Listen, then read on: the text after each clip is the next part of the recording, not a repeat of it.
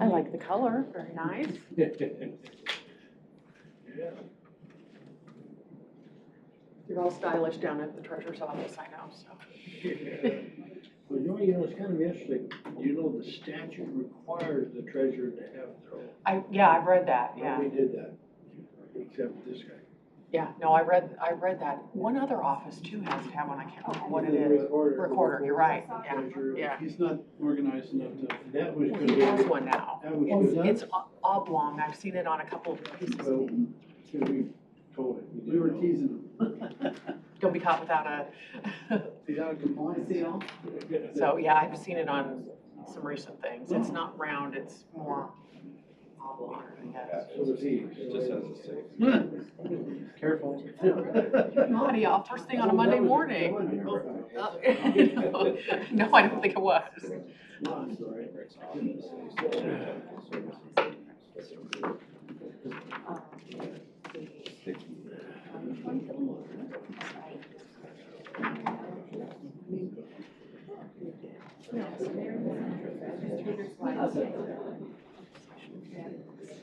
It requires, we need to have a draft first. You can come up with the concepts.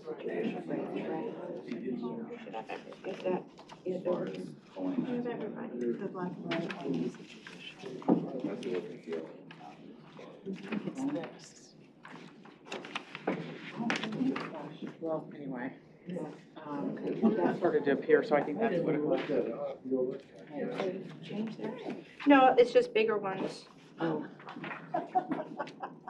What do you say? Nothing, no judgment. By the way. That's what I said, Bridget. Not saying anything. Oh, okay. If I see it.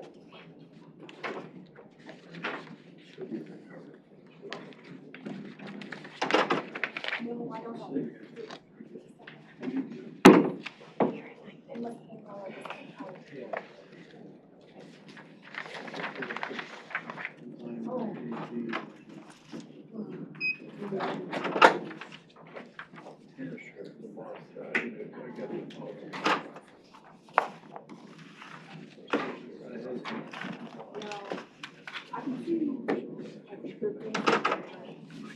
This is.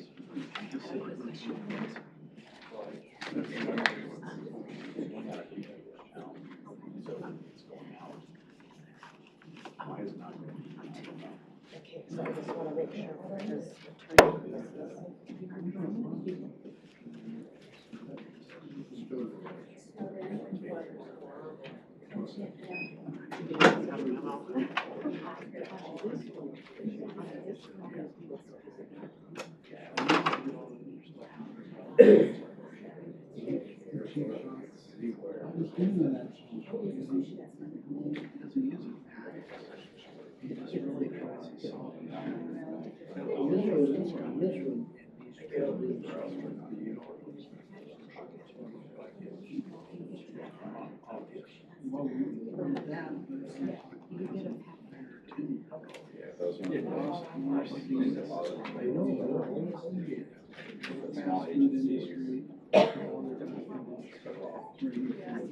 Stuff like that.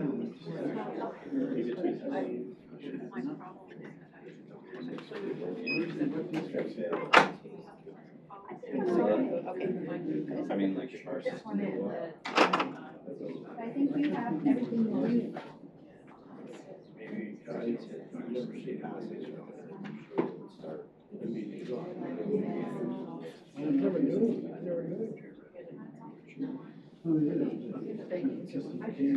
Yeah, I mean, they, It should be the second one. yeah, everybody would get the. Sorry about that. Opposed to other issues where they can redo, advertise, stage will go. I don't know anything about this.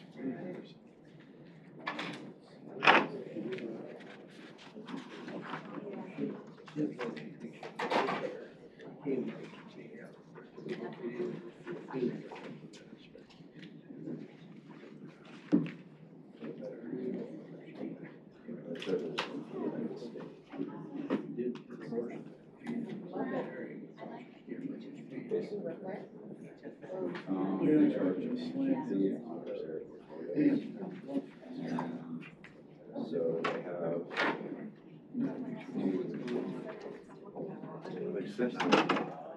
Two of the funds are meant to, those are voluntary funds. So you're gonna have three Well, earlier it was. They gave non-voluntary funds.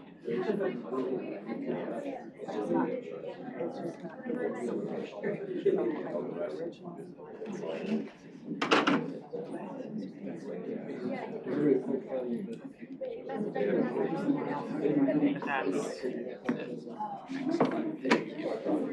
Now you got me worried. Oh, no, I thought I heard that, so. Good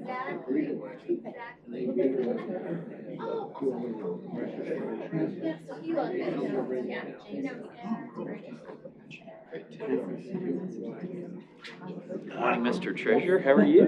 Good to see you. Real good, real good. Thanks for being there on Wednesday. Appreciate it. Everything going well? Well, as far as you know. Good deal. They don't tell me everything. Good deal. How are you? Great to see you. Oh, that was amazing. Oh, well, thank you for saying that. Yeah, I know. That I'm not so good with. That was one of the best presentations. No, thanks so much for that. Thank you.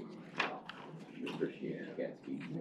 Thanks for your support. Good morning. How are you? Good to see you. Hi. Richard. How are you? Good to see you. Thanks for being here. All right, well, we'll get started here in just a second. Yeah, this is kind of a good one to be at, right? Well, they're not here, I guess. Where am I sitting? Thanks a lot. You still here? Are. Morning. Great to see you, Chairman. Danny. How are Good morning. you? Boy, the sun seems brighter in Maricopa County with the new chairman. No, doesn't actually, it? I mean, just dreary. So much better today. Don't get up, you're okay. Hello, hello. Steve, good morning. Good morning. It seems like we're just at this again. It feels like we just did it, yeah. Here we New go. office here, I like it. Good. Does look good. Very well lit. Close. You have to start wearing makeup. How about you guys? Everybody well? How's Anthony doing? No, that's the battle. Now it's officially 1 year away from being able to live in Tennessee by age restrictions. There you go. Okay, so big one next year. Huh? Big one next year. Good to know. Double nickels. Get prepared. My 11-year-old, now 12-year-old, turned birthdays the day before mine. So I took a bunch of little jerks to go indoor paintball. And he wanted to go look. Took them all there. Sure as hell.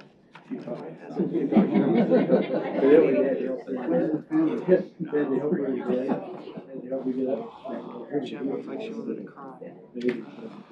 That was her.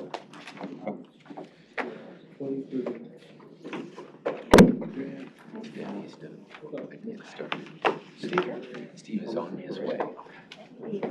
This is a video you saw that I'll find it. Okay, thank you. Sorry, Mr. Chairman. Oh, no problem. Man, No problem at Joey on all. the spot. No, Boy, it looks well- like, can we get started, I guess? Yes. We will go ahead and gavel this meeting to order. First of all, wanted to say thank you very much to everyone who's involved in preparations of the passing, the gavel ceremony, those who prepared the video, everyone, thank you. It was a great day for all of us, and I'm really grateful for everyone's efforts, and everything went off with the glitch, particularly my Chief of Staff, Laura Etter, and my Deputy Chief of Staff, Zach Shira. Thanks so much, guys, for everything. Also, some important news that we wanted to make sure everyone was aware of. On Saturday, my colleague Clint Hickman celebrated a birthday, so happy birthday. Thank you. I'm not saying what the number is. They're getting up there. Fill my pants. 54-ish. Yeah, Something like that. 54-ish. Mine was the day before his, so I'm gonna say I'm one day older than him. Okay, there we go. Perfect. Well, happy belated birthday to you as well. We'll have Supervisor Chukri will be joining us here in just a moment. But with that, I think we'll go ahead and get started with the presentations today. First of all, very excited to be joined by our Maricopa County Treasurer, Royce Flora, with a little budget presentation. So with that, I'll turn it over to you.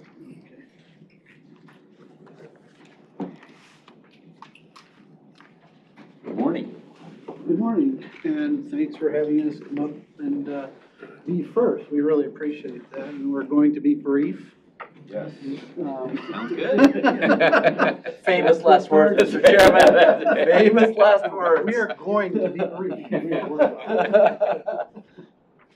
Okay. This is my budget manager, Richard, for the record, and my chief deputy, Russell Pierce. Morning. I would like to talk to you about your video group who put all that together for you. That was well done. We'd like to borrow them on some occasion. There you go. That was really cute. The little humor at the front of it and stuff, that was Well, well done. well, thank you for that. Fields and his team did do great work, so we're lucky to That was awesome. have them here in Maricopa County. Mr. Chairman, esteemed members of the board, my name is Richard Green, I'm the Deputy Treasurer. I'll be presenting our Treasurer's Office budget today. I'll make the presentation brief and just hit on the highlights of our budget. I have packets back there, and maybe I should give them to you guys right now. Okay. They include an in-depth justification for our requirements in our budget. You guys can peruse them after the budget or if you have questions. This year we were asked to create a zero-based budget, and a zero-based budget depicts the true cost of running our budget. So without further ado, I will start the presentation. Our budget requirements address county growth, workload realignment, sustainability, and single points of failure. You will see a reoccurring theme repeated throughout our budget presentation. We might be a small office, but we were responsible for an excess of $11 billion of revenue, $5 billion in investment portfolio, and a collection of a $5 billion levy from 1.7 million parcels. Speaking of large counties, it's always interesting to see how we compare to our peers. Let me stop you for a second. Is somebody supposed to be changing these slides? That should be me. Ah. There we go. Sorry about that. Okay.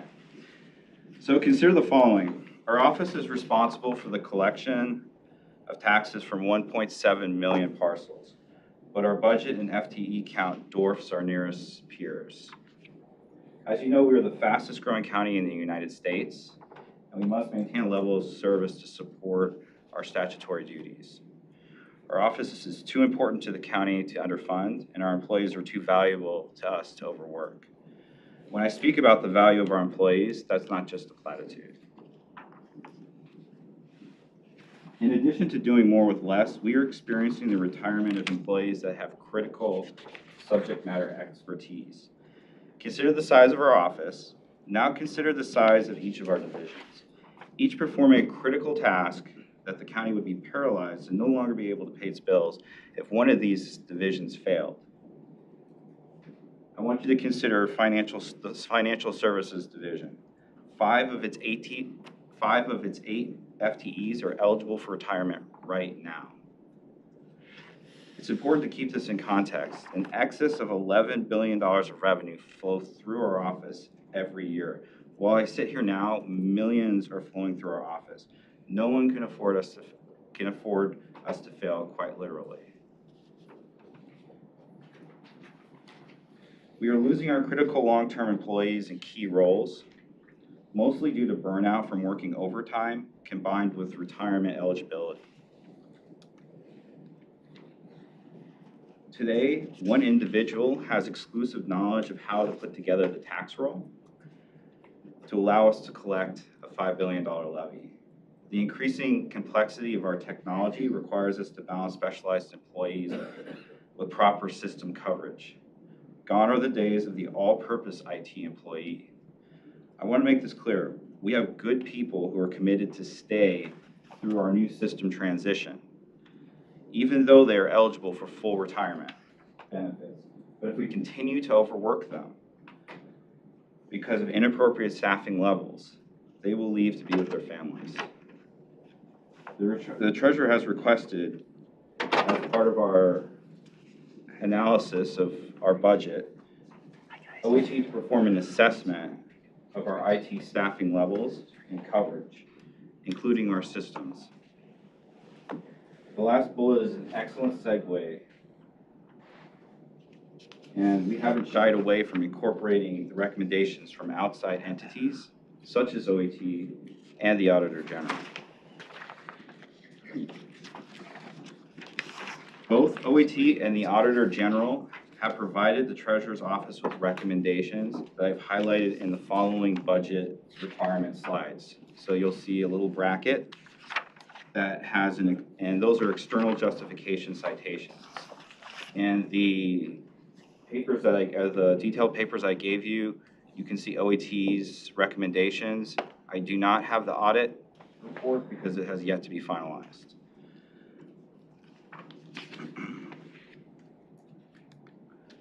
This slide is an overview of our budget requirements by functional area, which they have been assigned. The following slides will describe each requirement at a high level. Z1 and Z2. Financial Service requests 2 key individuals for the reconciliation of nearly 4,900 funds, 82 bank accounts, to account for billions in revenues and disbursements, and to keep up with investment transactions that have doubled. The Auditor General recommendations identify control issues and understaffing. Without proper controls, the risk of material misstatement or fraudulent activity may increase. Z4, of course, financial services needs training to maintain their licenses and accreditations. Their CPAs, they need to belong to certain associations. Now think back to that retirement graph I showed you. Half of this department is working overtime, and 2/3 of them are ready to retire. If we don't fund these positions, then I see a few retirements of key personnel in the next few months. Another division that is spread dangerously thin is our information technology division. So I'm going to talk about Z7. Our information technology requirement, I'm sorry, I gotta get used to that, is to move 2 board-approved IT contract positions to permanent positions within our operating budget and add 1 net new position. We are finding it impossible to hire employees from the private sector who will work for less in a temporary position. Our core information systems are transferring from obsolete technology to newer complex technologies. This is Z8, and that's why we require to have specialized training and skills. Let me go back to Z7. So with these people who are working on this current project, and how much longer is that project going to take to complete? Do you estimate? That's a good question. The best estimate we have is probably going to take another 3 years to finish that up. The 2 positions he's talking about there had a function in accounting, and their role is essentially terminated there, and that's why they need to be rolled over into the FTE position. We would not get 2 more positions Gotcha. for the Altus project. Gotcha. And then once the Altus project is done, any thoughts on what would happen with those positions? The permanent ones? Yeah. They will be required to maintain the new system. Gotcha. So it's not just getting it up and running, it's to operate it moving forward. Right. Yes. And in particular, that division. You know, as we grow, they've gotten more complex. Unfortunately, we like the idea that software decreases the role of the human. That isn't the case when you've spent 30 years using an old system.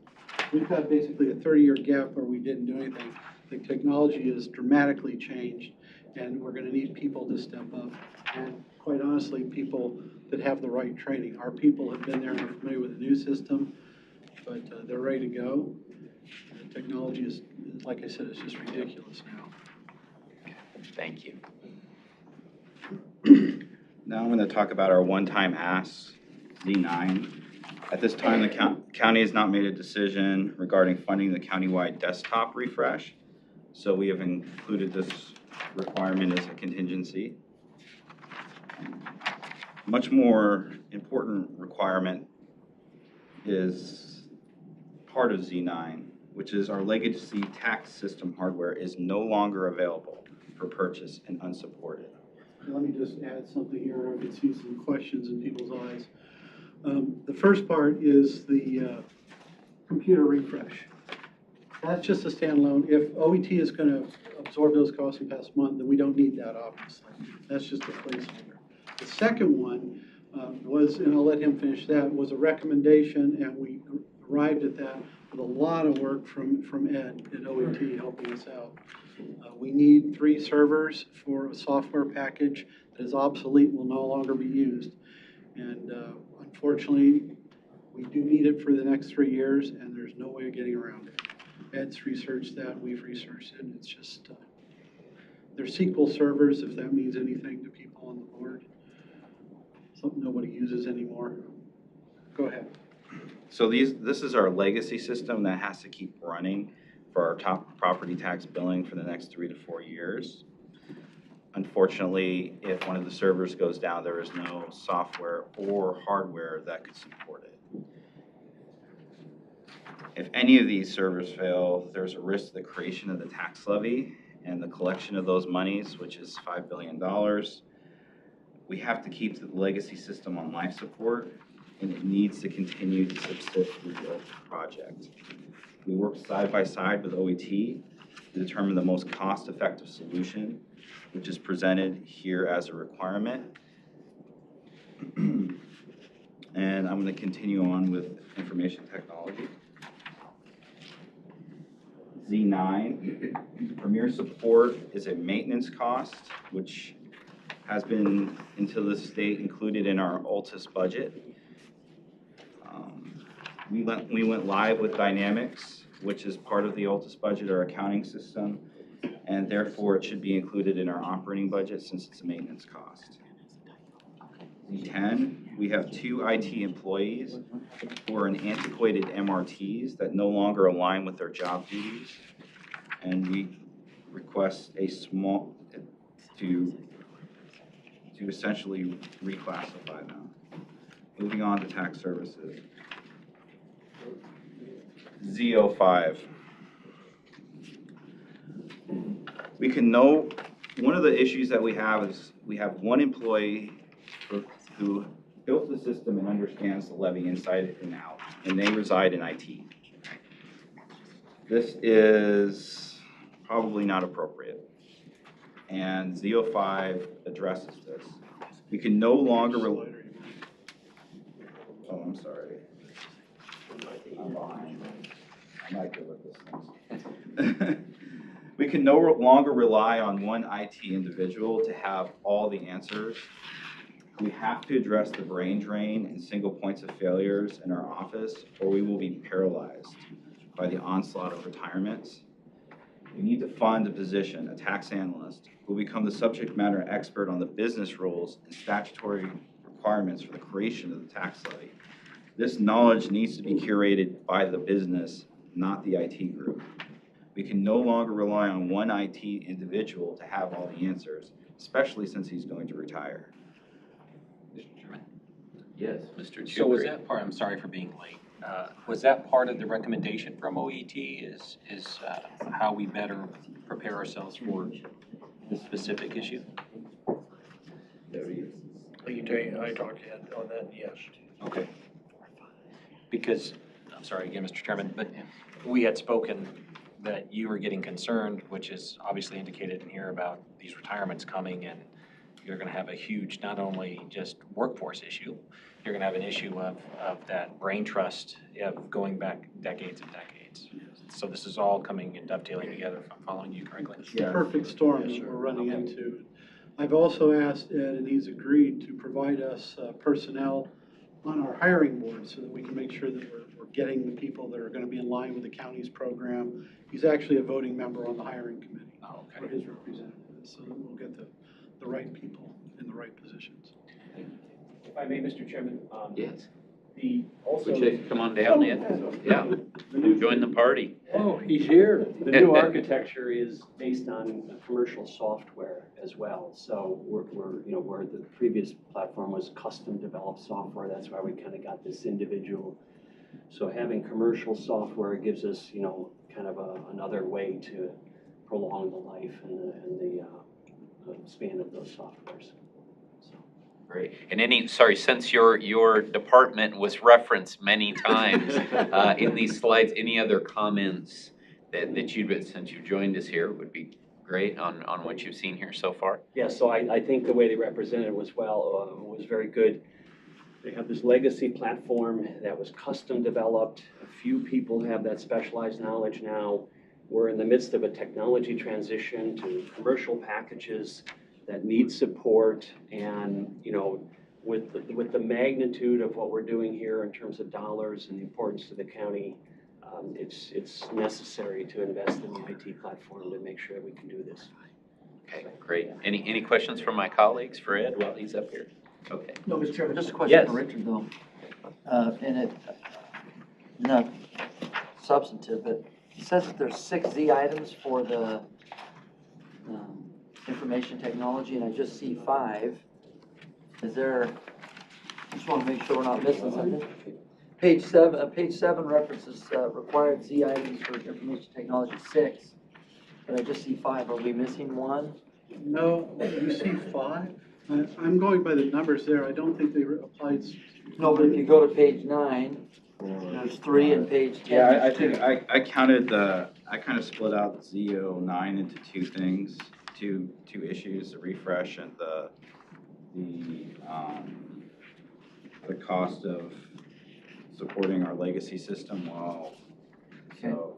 Is there any difference between ZN09 and Z009, or are they just? The ZN is a one-time cost. Okay, that's So- helpful, just understand the nomenclature. Yeah, and that's just to, because we're gonna have to buy that hardware to hedge our risk against our system having a catastrophic failure. Okay. And then the ZO is operator ongoing, which is the maintenance cost to Dynamics. Great, that helps, thank you. Thank you, Mr. Bernie. Mr. Chairman? Yes. A quick question Supervisor that Hickman. I meant to ask, as you were on the slide about, you were doing a comparison between treasurer budgets in different counties, like-sized counties. And San Diego is actually a smaller county, but it's a huge amount of budget and twice as many people. Is there a statutory requirement that they are doing other things in their treasurer's department that we're not obligated not to do? Or is it just No, not that we're California? aware of. It's just California. So, they're going to hire more. We're more efficient in Maricopa County, as Steve pointed out Saturday. I think we've done a good job. So I don't think we need to expand out and have a bunch of people sitting around like California. But I agree. I just didn't know if there was something that group is doing that's a little bit different than what your group is statutorily required to do. they actually do less. They're on more automated, newer systems. Okay. So Okay, Yeah. good. Oh, it's just comparison. So, we're better than them. during the comparisons, Harris County in Texas was actually closer in parcel count, but they're broken out into several departments. The treasurer doesn't invest, but the treasurer also is the assessor. So these counties align much more with what our duties are. I didn't dig very, very deep to see exactly what they do, but they're the closest competitors that I could find. Okay. Very good. Thank you, Thank Mr. Chairman. So, let's see. Once again, and I'm going back to Z10 and the information technology requirements. We have 2 IT employees who are in antiquated MRTs. and that no longer align with what they do.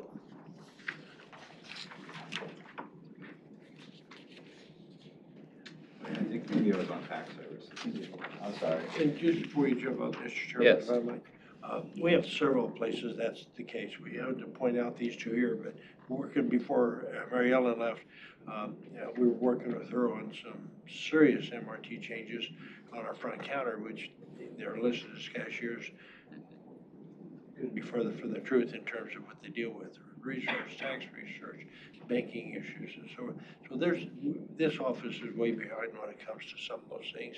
We intend to update those and work with HR to get those MRTs, again, modernized where they ought to be, the functions modernized where they really are doing. So, but that was just one highlight that we thought we'd bring up, because they've been there in IT for a long, long time. Have expanded greatly in what they do, but that's never changed the MRT, and it's very, very misleading. Well, and kudos for you for taking that on. It's one of those things where, we'll get to it, but it's important. Yeah. Thank you, sir. And we won't need more money for the cashiering systems. We've already upgraded their pay, we just need the MRTs to catch up. Yeah. We just haven't gotten to that point. I think it's important to, and I'm gonna be speaking to this in kind of my conclusion, but our office is shifting. It's a generational shift. 80% of what we do now is starting to be collected online. We have more people going to Chase branches than coming into our office in the first time in 10 years. We're starting to transition our cashiers to the back office, and they have to have a little bit more technical savvy to do batch processing, and the new systems, what they're allowing us to do is they're allowing to kind of democratize some of these things that required IT to be doing it, to push that back down on the business. And we need to have these people that not only they're like warrior monks, they have the statutory understanding and they also have the technical understanding to be able to do both. And that's going, and with all the brain drain that we're going through, that's why we're requesting to have these more specialized employees, especially since we've gone from a monolithic system that was written in one language to various different systems that have all specific languages. And for example, Dynamics is written in one, Aumentum is written in another. We need to have data warehouses, which were written in another. So we can't just have this one IT employee that can do all these things in one system. You need very specialized people that can do each one of these Tech tasks. conversion, this is a business process realignment. It's gonna take some of the stress off our OET people and distribute it out to some of the free time that some of the others have. So work will be more evenly distributed. Yeah. Move on to the last slide, admin services. So Z11, we are requiring the restoration of the treasurer's mailing budget to our operating appropriation. And Z12, Oh, Mr. Chairman, I apologize. Is that, if I remember correctly, 250,000 or so? 300? It was just under a million. We brought We've down cut it 800,000. Now it's a little less than that. Well, that's what it is As now. we have stopped certain mailings. We've got more e-notice and if you will, parcel watch online. We've really moved the marker on that big time. But it was always been a part of our office, was taken during trade down. And it just ought to be back. If we're gonna do that, it ought to be a part of our budget. So what's the delta Yeah, then? so what's the What does restoring it mean? What's that number? Nothing. It's whatever That the changes line over. item is now in the mailing budget, all we're gonna do is put it back in the regular operating budget, so we're not tracking two budgets. It's kind of, Right, there's got to be a number attached to it, right? it's somewhere around 500,000, I think is the total. 600,000. It used to be 900 and something thousand, and last year we gave the board a $340,000 we cut from our mailing budget, so that's an ongoing savings to the county. It's around 600,000 now. Okay, maybe that's where I'm coming up with 300. 300 would restore it to the million, roughly. We're just asking that we shift it from the mailing appropriation item to the operating budget. We don't want any more money there, we're just, All right. We just- looking at the operating. We just want to have the flexibility of having a lump sum budget, essentially. Why would we do that, though? Why wouldn't you? It was taken away when somebody threw a temper tantrum back when there was the big. Nobody does that here, Royce. No, I know they don't now, and I Yeah, really we know appreciate that. And, you know, it's one of those things we really didn't care about, but now it's getting annoying with some of the, you know, vacation buyouts and things, if there's some extra money, because we revert so much money every year to you. That it's easier for us to manage if we put it in there, and then if we have these vacation buyouts, and as you saw from the other graph, some of them are gonna be huge. But we got a way to cover them, we don't have to come back to you and say, you know, 3 people retired and took $100,000, which is not understated, they can easily do that. It's just a way of accounting, we don't need more money, we're still gonna work on trimming that amount down, and with a zero-based budgeting, we'll justify those costs every year as they continue to come down. Quite honestly, there's no requirement for us to even mail a tax bill. You can imagine the chaos that would ensue if we didn't. The statutes are very clear. They say that we have to post public notice, no other demand for payment is required. That's right out of the statute. So this is kind of a thing that we need to do to prevent riots, but it's not a requirement. It'd be interesting to see, Mr. Chairman, what other contemporary counties are doing. I know that we have property in many jurisdictions that we don't receive a mail tax bill, so at some Safford, point. I'm sorry, I didn't mean to interrupt you there, but in Safford, they post a sign in front of the courthouse, taxes are due. Yeah.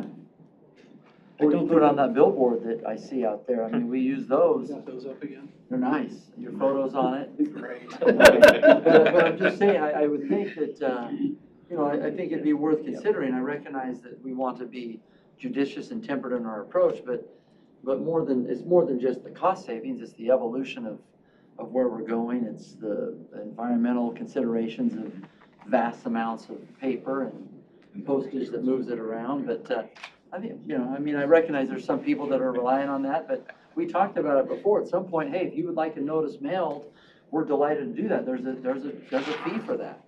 One of the things that we've done to transition to that is you can sign up for e-notices now. As soon as you Or we do get a that. credit for signing up for e-notice. No, they don't even need they don't get a credit or anything. They just get it by email and they don't get the bill. Yeah. So the next step, to me, is we either recover the cost like motor vehicles does of the mailing, or we just keep pushing them out to the internet. You know, that'll be a decision that you guys will make at some point. A little early now, but I don't know if we have the numbers. I didn't mean to run this long, but you have the numbers of what we've got on e-notices that no longer require a bill? So I can tell you, I don't have the exact numbers, but I can tell you that since we started it, every year it's been doubling, and about 3.5% of the county parcels are now on paperless billing, and that's just through 2 years of this program. Our strategic goal is to get up to 8% in 2022. So that we've been making tremendous headway in that direction. Right. But even in 22, 92% are still going to be perhaps relying on paperless billing. So that would be a big leap. There'll always be some. And Mr. to that point, we partnered with the assessor on this. We expect that to exceed that goal, but that was just a conservative goal. So it's been moving very well. And you're right, we agree. We do things well here. We'd like to be better, faster, cheaper. We're very frugal, very fiscally responsible, and but there's so much. When you miss, we get calls, thousands of calls if they've missed that mail. You know, so they do rely on it, but is it our job? No, it's their job, and they can get it all online. Everything they need, they can get online. It's driving them to that recognition where they don't rely on a mailing, just like MVD. I mean, I used to run MVD when I created Service Arizona and all those things, made a big difference. But people used to really get upset they didn't get their invitation to renew. It's just a courtesy. There's no law required. But if they didn't get it, the little tag kind of ought to be a hint on the back of your car that you're expired. But if they wait for that mail, so it's conditioning. And you're right. People recognize that. Well, no, it's a great discussion. I'd like to maybe we can talk offline about other ways that we can help at the board level to support that effort, because it's absolutely consistent with some of the stuff I was talking about on Wednesday. Supervisor Gallardo.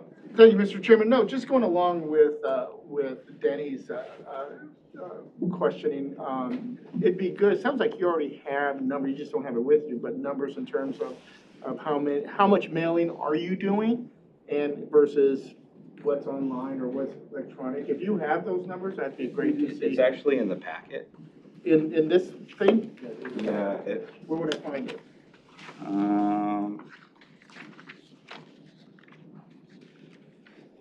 Page 27. You know this growth?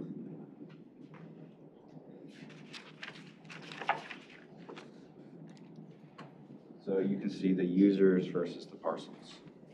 And it started in 16 and it's been more than doubling the year.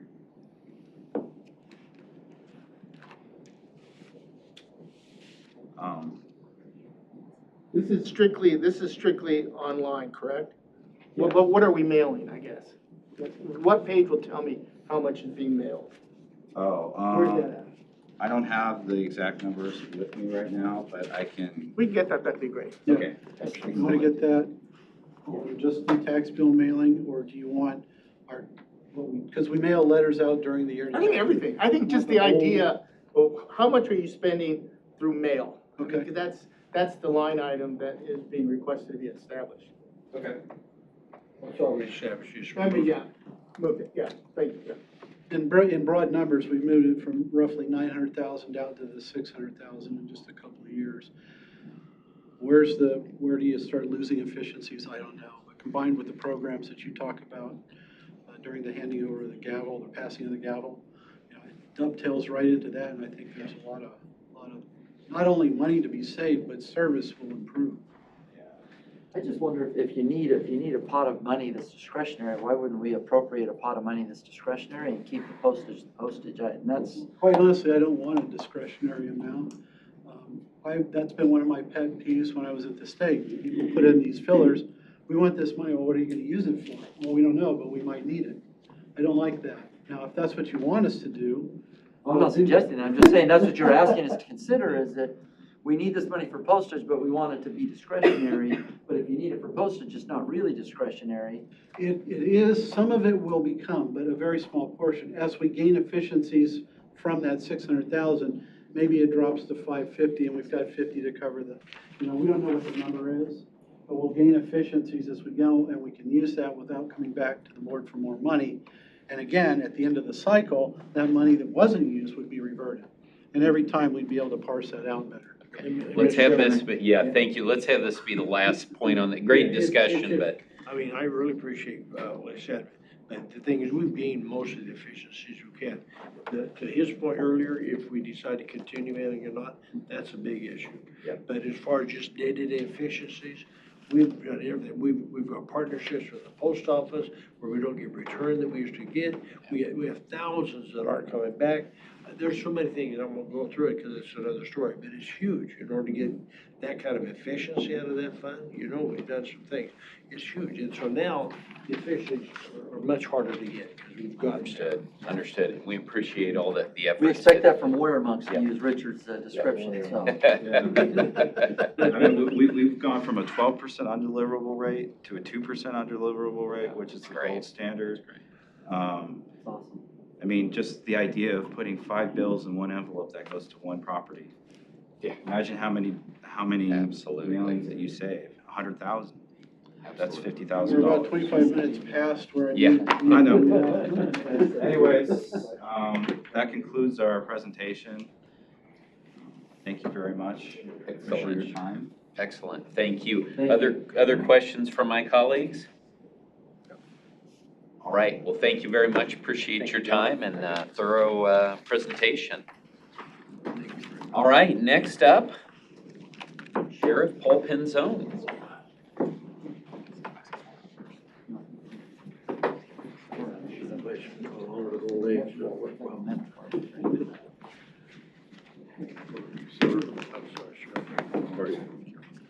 Sheriff, how do you compare to San Diego County? That's the standard here, okay? Probably better. Morning, how are you? Much better, thanks. Welcome. Twice as better. You guys have copies already? Yes, thank you. And while the sheriff and his team are getting settled in, I wanted to make sure that we thanked the great work of our team did over the holidays to improve the technology and the lighting in this room. I don't know what everybody else thinks, but I think the TVs look great, the lighting is much better. So thank you. If we give a round of applause to them for all the work that they've done. My wrinkles look better. Okay. You Mine look are great. deeper. Brings out your eyes. Good morning, Sheriff. Morning. I guess I should begin by, I want to extend my gratitude to the treasurer's office for their steps they're taking to prevent riots. And our team appreciates that greatly, so if we're still here, thank you. It's a team effort, And I will right? pass on the gratitude.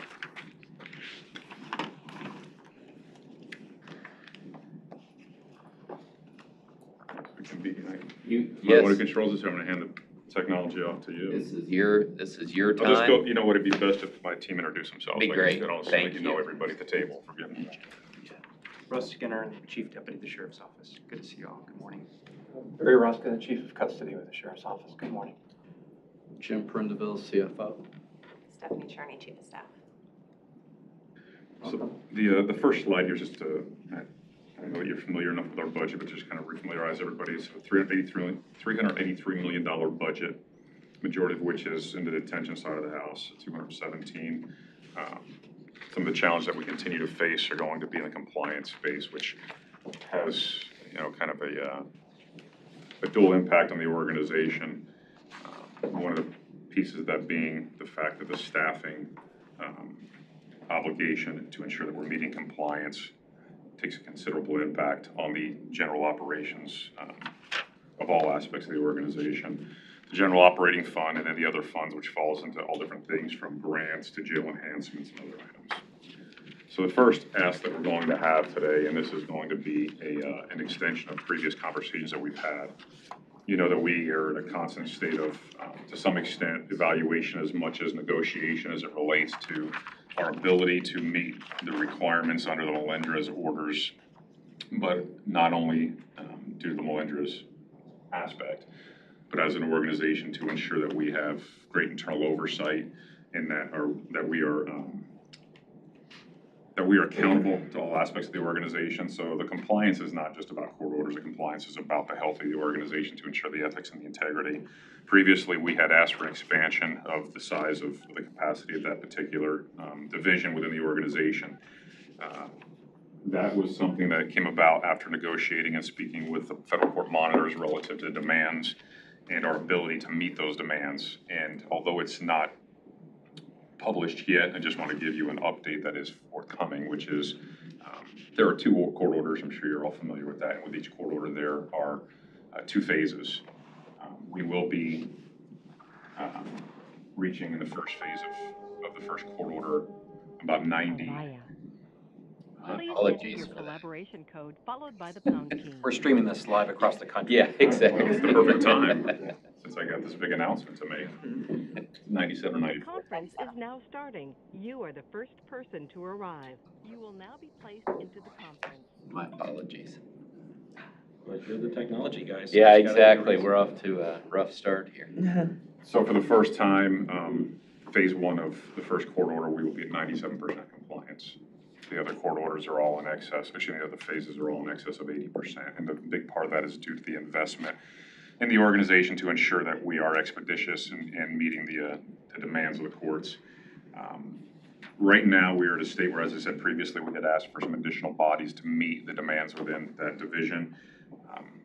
As we try to fill the needs in the organization, which everyone knows here, the attrition and contrast to our ability to hire at an aggressive rate has been quite a challenge.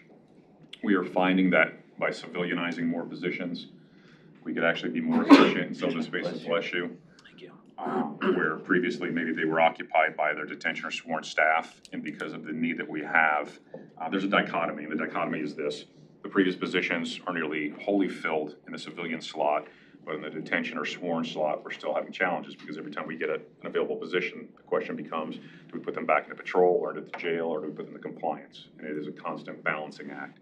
So in order to us be more efficient, we are requesting the addition of 9 personnel, which are all going to be civilianized, and we're confident that these personnel positions can be filled pretty readily and expeditiously, and that their ability to facilitate the other responsibilities within the compliance division will be greatly improved, and that'll give us the opportunity as we fill the other needs, the detention and sworn side of the organization, that we're able to balance how we assign those positions to ensure that we're meeting our primary mission, which is public safety. So as you can see, the above base request is $903,000, about 4% of the compliance. Oh, excuse me, no, that's our total number. 703 of recurring, and then the one-time item is going to be 200,000, which is a new deputy recruit exam. The reason that we're purchasing this new exam is we feel that the old exam, which has not been changed in many years, is just no longer impactful, to make sure that we are hiring, identifying, processing, and hiring the best candidates for these positions, so that then the sustainability of the organization improves. The other positions are going to be a project manager to make sure that we have, constant oversight, 3 investigators, 1 support specialist, 2 management assistants, and 2 administrative assistants. Mr. Chairman? Yes. Supervisor Sheriff, Chu. Go ahead. Just wondering why we put this in compliance, because it sounds like from a vacancy standpoint, that's, that new exam, that tool, that resource that it sounds like we need is probably bigger than compliance. It has, you're spot on, sir. It has a much greater impact, but we felt due to the baseline of ethics and integrity on how we're trying to go about our hiring processes now, that it's best suited to have the investment in the compliance lane. A big part of our ability to either move people within the organization or to promote them is dependent on, and no different than our mission, the quality and integrity of those that we're hiring. So I'm sure that you can make the argument for either side. We just felt that it went to ethics and integrity. Thank you. Yeah. Sheriff, the exam that you mentioned, we oftentimes have cadets from other police agencies that aren't of substance or size, like Salt River Pima, for example. Would this be a part of their training, or is this simply just to attract people? I'm just curious. No, this is literally the first stage in the processing, so that when we are conducting exams, our exams are so outdated that we don't feel that they're identifying issues or factors relative to the quality of that candidate, consistent with the resources that are currently available. So it's more of an evolution to just be more pragmatic, as well as quality, integrity specific for those that we're looking for. And we did this in-house as far as the updated exam, or making these changes? Correct, these are going to be in-house, yes, sir. Thank you. The next one relates to the general fund, the operating. The above base request is $4.7 million. We need to replace 10 vehicles. The equipment, we constantly are trying to evolve when it comes to our technology. So the equipment that we're speaking about are defibrillators, safety and rescue equipment, trailers, the final phase of the new VHF mobile radios. So the radios themselves are provided, but this is for upgrades and other elements to supplement that, and the iPhones for deputies, and that is part of the, tell me the name again, for the phone, the new system. Yeah, my apologies, but we're transitioning to a system where it's a statewide system for communication, so that we can work with other jurisdictions and respond. So the majority of police agencies are going to this, and a lot of the cost is absorbed by the state or others, but there is an impact on each particular jurisdiction. So that expense would be there for the technology. Recurring items, recruiting and advertising. I don't need to speak to this board to tell you how important it is that we need to be more progressive when it comes to how we're going about, we talked about testing the candidates, but how do we get a greater pool of candidates that we're bringing into the organization? And that comes to thinking more along the lines of the private sector. We previously contracted with a consulting firm who's helping us when it comes to restoring the brand and reputation of the Sheriff's Office, so that we can entice more qualified candidates. So that's the investment there. Personnel is for 2 property and evidence custodians because of the increased workload. Aviation training is something that is a requirement to make sure that we're meeting all of the federal requirements for our pilots. MDC network and iPhones is, again, that's another investment that is specific to, FirstNet is the name of the the company that is providing this technology throughout the state. It has to do with MDC connectivity and service fees for the new iPhones for deputies, and then vehicle transfer. I'm a very big advocate of the fact that it is nice when we can supplement acquisitions, whether it be through grants or other funding, but that funding oftentimes fluctuates. So whether it's grants or other items, so we have a portion of our fleet that is paid for solely out of supplemental dollars that are not guaranteed annually. I believe that it's important for us to roll these into the budget itself so that we know the expected cost every year. And then if we're able to, which we will continue to pursue, find funding in other places to alleviate those expenses and then return those dollars to the taxpayers at the end of the year, that is absolutely our focus. But for us to continue to try to chase to hope that we'll have those dollars to pay for things that are everyday needs, such as vehicles, is just, in my opinion, not the best way for us to go about business to ensure that we have our arms around our budget. Mr. Chairman. Yes. Sorry, Sheriff, I don't totally understand vehicle transfer.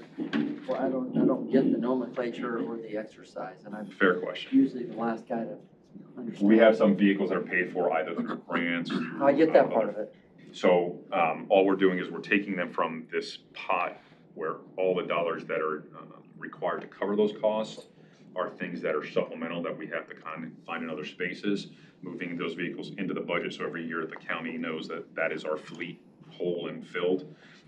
And those dollars that, whether we acquire them or not, will either supplement or reduce the cost of the budget annually. So this is the O&M costs with the vehicles that were acquired with special purpose or outside dollars. Leased vehicles. We're putting them on to the general fund or, operating fund burden. So how many vehicles are we talking about? It's roughly 36. Most of them are leased, actually. So they're in other funds that at the end of the year are underwater. So the general fund has to replace those costs anyways. This way we manage them better. We put them all in the general fund and they're in our regular rotation that way. It's confusing to me. Just only that we would. How many total vehicles do we have in fleet, do you know? The number? 700. Okay. Yeah. So we have some that are leased primarily, oftentimes they're in the Special Investigations Division and other places such as those, and part of it has to do with the need to occasionally rotate or other factors. Right now, if we look at grants and, if we look at funds that come through seizures, other things along those lines, that's where the dollars are allocated to pay for this. But because we can't count on a consistent number relative to those, oftentimes we reach back to the general fund to cover the deficit. So instead of having that practice where robbing Peter to pay Paul, we're just going to move them into the general fund, still try to acquire that funding as we always have, to hope that it supplements our overall dollars. But for us to constantly kind of juggle these numbers back and forth, we just feel it's inefficient and lacks transparency to some extent. Just last point, Mr. Chairman. No, I appreciate the cleanup exercise, journal entries or internal transfers, all that stuff gets cumbersome, but I'm just trying to understand why we would make a commitment over here for a lease vehicle that we don't have the ability to pay for. So are we gonna stop doing that? Is this gonna be something that we're gonna do again, or is this just a one-time exercise that becomes a reoccurring expense, or we're gonna stop doing that? Because otherwise it seems like an inappropriate way to appropriate dollars by saying, well, it's like me if I say, hey, I got a gift for you, I'm gonna give you a car, a grant, and it's got a 36-month or 48-month lease on it. Well, giving the car that giving me an ongoing liability isn't really a gift. You're just giving me an ongoing liability that wasn't necessarily appropriated through the right way. So I'm not uncomfortable with the notion of saying, as was recommended, let's clean this up and we'll stop doing it. But if we do this with frequency, it seems like an inefficient way or an inappropriate way to appropriate dollars. And that's, maybe I'm not understanding it. No, I think you are completely. So if we're saying we're gonna do this and it's gonna clean up some legacy issues, great, let's just look each other in the eye and say, great, we're not gonna do it again, because otherwise it feels like we're going outside. It is my plan to eliminate the process of, and I'll use an example just to make sure. So if we were to get a grant for a bomb vehicle, a bomb truck, we know that vehicle in and of itself is going to have an expiration date. And when the expiration date occurs, if we don't have that same grant funding to replace it, yet we still have a need for that vehicle, then it's still going to come back to the county budget for us to pay for that. So instead of having this misrepresentation of what our true everyday needs are, as opposed to a supplemental thing that is just a luxury item, these are required items in order for the deputies to do their job, or the detention officers. So we want to take those vehicles in one time, bring them back into the budget where they will stay, which means that it is reoccurring. But to make sure that going further, we're not going to be, if we were to get a grant for a vehicle, then that grant should come back into the general budget for a vehicle that we already possess, not to increase the fleet again, and then revisit the same exercise. So I agree with you, sir. Yeah, okay, thank you, Mr. Chairman. Thank you, good point. Supervisor Hickman. Are those grant funds, Sheriff, are those predicated, or are those coming to the county because those individual vehicles are committed to, or at least the time on those are committed to a state or federal function? Is that why we're getting some of these grant funds, or is it just from the community, or? I just wonder if we start doing that and everybody knows that, well, the county's gonna pay for it anyway, why would we chase, at that point, why would we chase dollars to try to get that, to try to get those savings? Well, we will chase dollars because it's our responsibility to make sure that we're looking for opportunities to fund this organization outside the budget. So that's more so as of a professional obligation and commitment. Additionally, steps that we're taking, we heard earlier about efficiencies, the county is doing audits as the sheriff's office within the county relative to, do we have the appropriate fleet for the needs that we have, or are we excessive? And if you're unfamiliar, when I first took office that first year, I reduced the fleet considerably by taking vehicles away from those that were not immediate responders to things outside of their work assignment. And we will continue to do that. One of the greatest expenses and liabilities we incur relates to our fleet. The majority of the internal investigations or the lawsuits that we have are because of accidents. So there's all these factors at play. In order for us to be a thoughtful and disciplined organization, we have to address it from all those different perspectives. This is just one where we are confident that the best step is to bring them here, continue to pursue those dollars, yet not have, to some extent, I think it's more excessive. When we pursue dollars, we get a grant, and sometimes we feel like, well, we get it for free, so let's take it anyway, and that should not be the practice. So your concerns are my concerns. Thank you. Yeah, Mr. Chairman, thank you. Sheriff, thank you. I think just following up on Mr. Barney's point, if we could have, and I think you brought it to our attention about some of the lease vehicles that were outrageously expensive, which was a great catch on your part. But as we say in the restaurant business, we have breakage, right? And these vehicles with these high-speed chases, whatever the issues might be, we wreck vehicles that are no longer usable. I think it would be helpful to understand how often does that happen, in the sense of on an annual year. If we have to take something out because out of work or utilization because of an accident, what's that number? And then we've got a number that is simply these cars have met their capacity, they've met their life use, and so we have to, sometimes I think we auction those off. I'd like to see, Mr. Chairman, if we auction some of those vehicles off, whatever proceeds come from that, shouldn't go just to the general fund, they should go hopefully back to this line item. I think that's good governance. So I'm not asking for it today, Sheriff, but it might be helpful just to get an understanding of the greater good here as to where these vehicles fall into, and to your own observation, it sounds like we need to take a look at these leases too, that at one time made perfect sense, but may not be making sense today. Yeah, yes, sir. And actually, the scientific response or the database response to how many, too many, one of our biggest issues, and we're working right now on training where our chiefs are collectively determining ways that we can provide more training and bring to the attention of our employees not only the impact that it has financially, but the impact that it has on work hours, that we lose employees due to injuries because of circumstances that are within their control. When it comes to their aggressive driving, how can we be more disciplined in reminding them on a constant basis of their responsibility and the cost that comes with it? But there is no one way to solve this issue. It is a multitude of factors. Big ticket item. Everybody sitting down? Our helicopter, Nice yes. As you can see, how the helicopter is used, or the request. The first one just shows you the helicopter itself, and it's a twin-engine helicopter. It will replace our Fox 1, which is a Bell 407. This is a Bell 429. It handles extreme altitudes, such as 4 peaks. It would include a hoist, which has a capacity of 600 pounds. It's used for SWAT insertions as well as aerial surveillance. It is much faster. It has more stability and power, which allows for safer, efficient rescue operations. So the next page, we'll get into the numbers. Why is this important? it was a surprise to me when we started looking at the data to see how active our Fox One is. As you can see, from 2015 through 2018, I don't know what the average is, but it's easy to state that we are rescuing about 200 victims annually. These are everything from, mountain rescues to hiking to other things that Chief Skinner could speak more to because he worked in an assignment.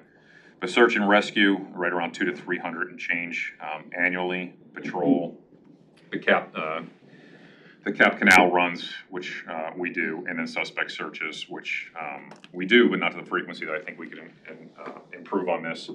So the estimated cost for this is just under $11 million, and that is for training and get ready costs. Get ready costs are all the additional items that are required to put on a law enforcement helicopter. Everything from flares to hoist to things of that nature that are the additional pieces to outfitting it. The trade-in value of our current helicopter is $800,000.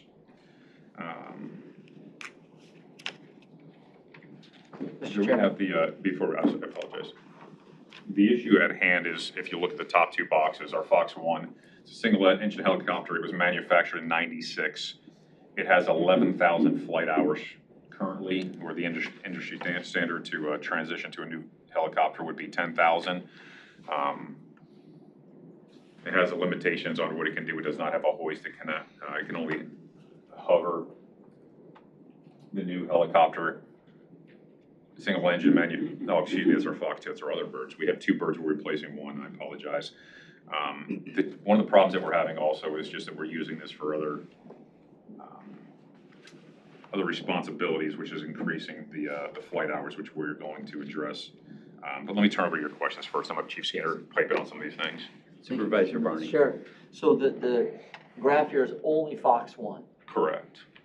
And so. No, that's yeah, we're only using Fox 2. Go ahead, Chief. Total missions for the year, this is how many times we get called into a rescue search situation. For either. For either one. Okay. And basically, obviously, showing both birds are a little limited in their capacity. Also, the time element to actually conduct the rescue.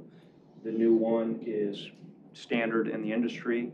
It actually cuts down that rescue effort. Something that might take us a half a day can be done in 45 minutes, based off the stability of it and the ability to actually have a basket. Which is less hops times on the helicopter. Absolutely, less hours, and when that bird's in the air, aviation fuel is not cheap. So bottom line is, this is less time in the air, gives it more accessibility to be able to go get that rescue mission, and obviously the end product of that is the public safety aspect. Somebody's injured on a mountain, somebody's bit by a rattlesnake, time is of the essence to get them out of there. Thank you, Chief Skinner. What's if you add up the four columns, you're around a little over 700. Where's the rest of to get to 1230 for 2018? What are the rest of those? The rest of those are missions? maintenance runs or training runs, or if sometimes we'll get called out and it gets canceled right away. Okay. So I just didn't throw those on the chart. Or we'll go out there as well, and maybe they're not injured, we can actually direct deputies back in to get them. It may be too technical for us to get back there, and we actually have to have ground crew to get in. Thank you, Mr. Chairman. Mr. Chairman, we knew this was coming. There's always sticker shock, but I think this is something that we've anticipated now for a number of years.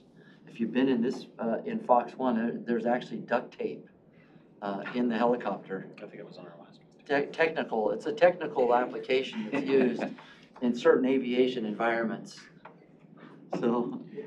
Well, I appreciate hearing, again, being the new guy here, I appreciate that this is something that you guys have been hearing about for a while. Well, I think we've been saying, let's push as far as we can. I don't know if Yeah. now's the time, but Yeah. I think that if it's not now, it's going to be very soon based on the condition of the aircraft. But I think we do need to look at, there's more costs than just the fuel. It's the maintenance accruals, which are significantly greater than the fuel costs. So I think looking at the hops time, we're missing 40% of our actual utilization in the two helicopters. So clearly we've got great capable people that can help us drill down and make sure that we're using those in the best possible way, because it's a lot more than just avgas. So. Thank you. Mr. Chukri. Thank you, Mr. Chairman. So Chief Skinner, I believe the other helicopter we replaced had duct tape too, and it is a technical term actually that we use at the county. But that being said, did we do, and I just want to make sure, did we make the right decision on the last helicopter we purchased just a few years ago? We think we're doing the right thing, and this isn't a a survey of any kind. I just want to ensure that, hey, did the determination and in the calculus that we did just a few years ago in purchasing the newest helicopter we have, did that make sense? And did we learn anything from that we're applying to this new purchase? Yeah, because it was half of this amount for Correct. Fox 2. And that's a Right. good point, and I think a lot of it does come down to the actual cost of the aircraft and what it can do. And obviously trying to be frugal with it, conservative in what we do as far as operationally. At the time, as you know, avionics, obviously, it's like technology related, so we're 2 years from that, light year, and of course, we researched it the year before that, so you're looking at 3-4 years back. A lot has changed in the industry and a lot has changed with the technology, and they're new and improving, just like vehicles, you know, now we have backup cameras and GPS built in. The same thing with our avionics. So at the time, that was more the industry, it was probably a little less on the scale from a cost perspective. Obviously, we tried to be conservative with that. With this, you know, obviously, we want to look at the safety and the efficiency of the bird itself and to be able to put the appropriate application to it. So would you say that the technology in that is a reason why it's a large amount? Yes, again, with the avionics going, and you'll see our next, not to be the spoiler alert for the next request, but the bottom line is avionics has changed quite a bit, and obviously more and more technology. We're getting to the point where obsolescence comes into play, not necessarily, but Fox 1 built in 1996, we're talking 20 years plus, so. And last question, Mr. Chairman, how long do we think we will have a utilization of this new helicopter? Well, the last one lasted from 96 on, and we're hoping to get 10, 15, 20 years out of it, depending on, obviously, if it takes less time to do those rescue missions, less time for maintenance and cost of gas, it'll last longer for us. Thank you. Thank you. Yes. Yeah, Mr. Supervisor Chairman. Hickman. Yeah, the purchase of Fox 2 a couple years was kind of also predicated on, the other one was crashed in a training incident, if I can recall. So, do both helicopters fly at the same time? That's circumstantial. If there's a demand, they normally don't, but it just depends on the demands of what we have going. If one is already on a run somewhere and we need to get the other one up in the air for rescue because of timing or other factors, but it's less common, correct? Correct. So in the process of going out, is there, do you guys assign Fox 1 or Fox 2 based on air miles or flight hours also with the consideration towards they're coming up on their maintenance checks and everything? Do you try to keep one lower and one higher, or what are you doing? Typically, we take a lot of variances into that. Obviously, mission specific, so depending on the mission, obviously, if we get this new one, it's gonna be more mission specific or better equipped for maybe more of a technical rescue. So it may wind up jumping chain as far as going out. But yes, we try to alternate. We also try to look at the schedule of maintenance and give the offset to that, so we always have a bird available. Very rarely do we have both in the air. It's just not common practice because that emergency may come up and the other one needs to go. So we try to take everything into consideration, yes. But the decisions are made for practical application, which bird is going to be more effective. With such a big ticket piece of equipment, does the state of the economy have something to do it? Can we look towards what the general economy is doing in the helicopter market? Is there better years to purchase for municipalities or counties? Are there better years than other years to purchase? When we talk about a helicopter in the air with this many hours on it, I don't know that the market is, if we were in the luxury space where we were planning and we weren't at excessive miles and other issues relative to the quality of the item itself, especially because we're not only dependent on it to save other lives, but we are putting our own personnel up in the air every day with this. I wish I could say that we could look at it like the stock market, and if I knew the stock market, I wouldn't be sitting here with all of you, no offense. But this is a safety and operational demand at this time. Should you decide that you need to push this back for a year, it does give me absolute concerns. The next item we could, talk otherwise about, but this one, I would hate to be the sheriff who sat here and said we can wait another year and something went south of this when we know by industry and federal standards it is exceeded its. And Sheriff, that was the reason why I asked, do they both fly at the same time? And you have that, so, okay, thank you. Sheriff, I'm sorry. Yes, please. Mr. Church, Sheriff, when you start talking about federal standards, help me understand that. I mean, is there something? So it's not like, when it comes to, and I'm a novice at this, but when it comes to any type of air, whether it's helicopter, or planes, it is specifically by hours. There are certain things that are mandated, and they say there's wear and tear, certain things must be replaced at certain times in order for them to be certified to be up in the air, period. And then when they hit a certain life expectancy, either you are going to invest a ton of money and turnover to replace a lot of things and still have an old bird with old avionics, or you are going to recognize that, you know, the FAA is gonna go, why did you have it up in the air? Because it had exceeded all these things, and then we assume greater liability as a government. Is that correct? Yes, and obviously FAA governs everything from the commercial flights. Again, this isn't a pleasure craft, this is like a commercial aircraft. We use it, and structurally, it breaks down over time. There's only so much flex and everything else that structure is going to take before it starts to crack and pop and break. So. Okay, great. Next item. Next item, yes, we're staying in the air. So, I'm sorry, this, I'm sorry. going back, and then I think you There are started no to new talk, orders. you started talking about the Fox, the one that is wanting to be replaced. I heard an 800,000 trade-in value. Correct. So that's how you would purchase, you would trade in this? Absolutely, All right, yes. just clarification, thank you. The other, so we have the one plane, and it's 40-year-old Fox 10, this new request, and we'll talk about what it does, and this is one that I'm just going to be upfront, you know, before you even get to that space, and you said one or the other or both. The helicopter is an absolute, the plane, I don't want to say it's a luxury, but it performs different responsibilities and duties, therefore the necessity of timing could be negotiated.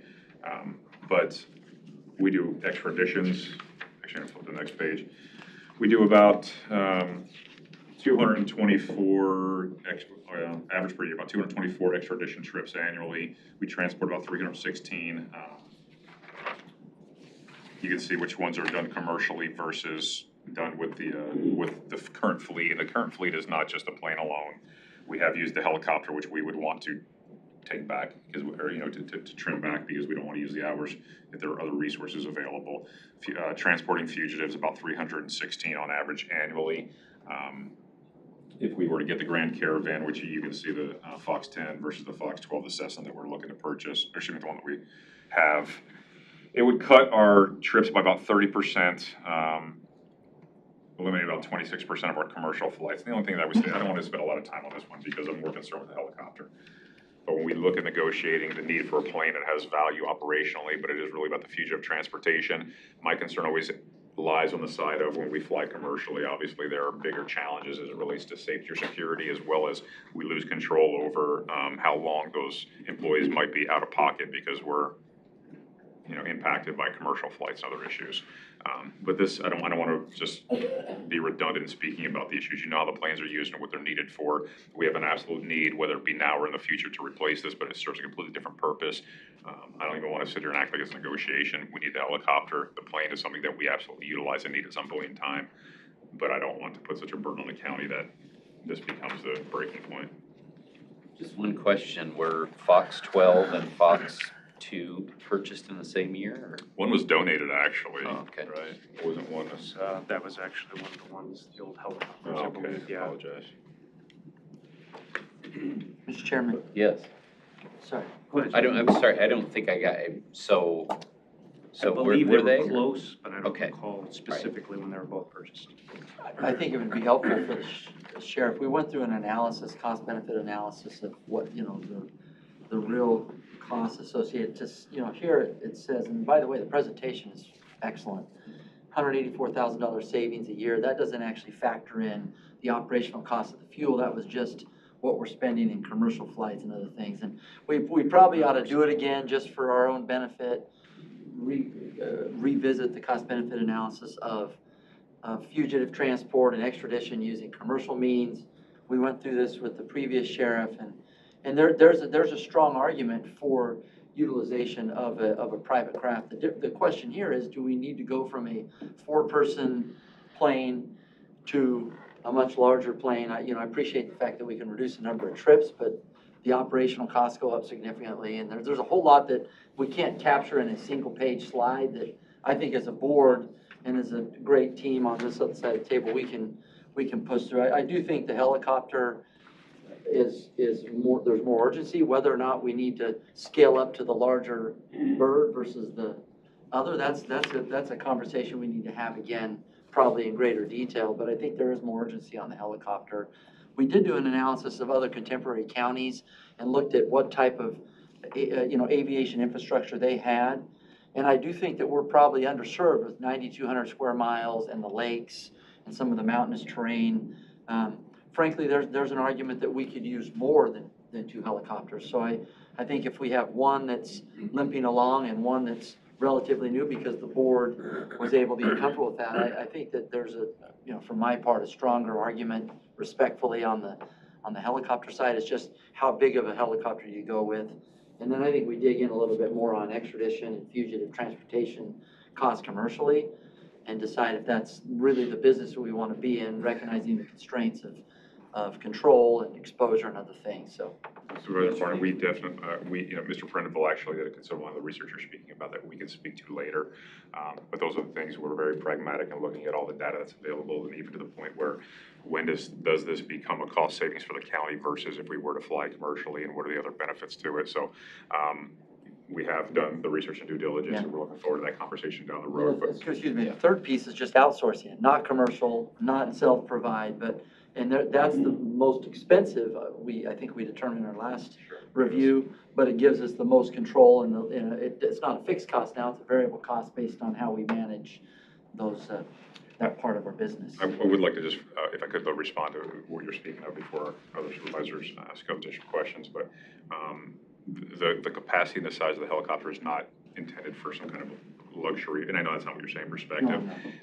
No one has a greater demand, and we know that some other agencies have different helicopters, and they choose what's best suited for them, but no one has greater demand day in and day out to navigate, whether it is, mountainscapes or other terrain that is extremely challenging or has a higher volume of, rescues.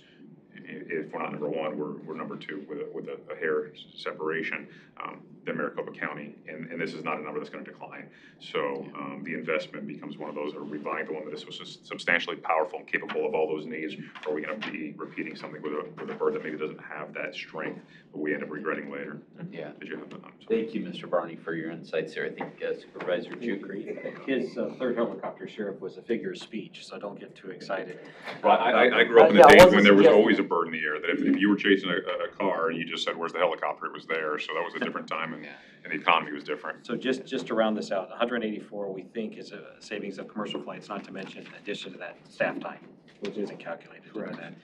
And if just looking at these capital expenditures, that it seems all may be warranted, but if we could somehow discipline this in a way to push this purchase out, that would be my druthers. If the sheriff, as long as there's no life safety issues, if I think the helicopter's a priority, but if we could push this one out, Sheriff, a year or two, if it works, that would be my preference. Thank you, Mr. Chukri. No, okay.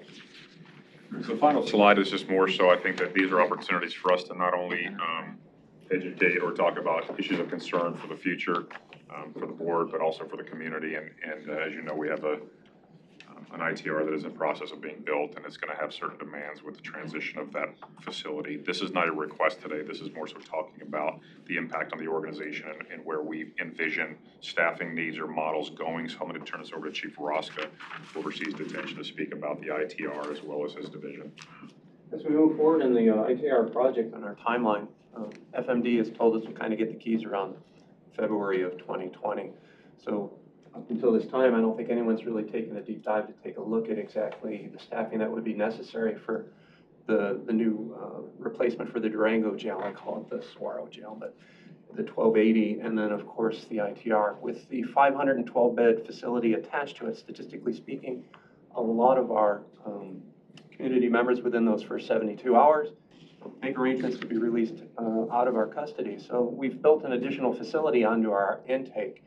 And for some reason, there was this gap that wasn't addressed for staffing that additional 512-bed facility. It's basically a miniature jail in and of itself. And so nobody here has really had those discussions that may have been taken before. But now as we move in and we take a really hard look at what's moving forward for the safety of our community members that become justice system involved through that facility, and for our staff that will be operating it, we've identified some of these gaps that we'll have to look at and we'll have to address so that when that facility becomes fully functional, these bodies to be in place are gonna facilitate, you know, that safety need and the efficiency for which the facility itself was designed for.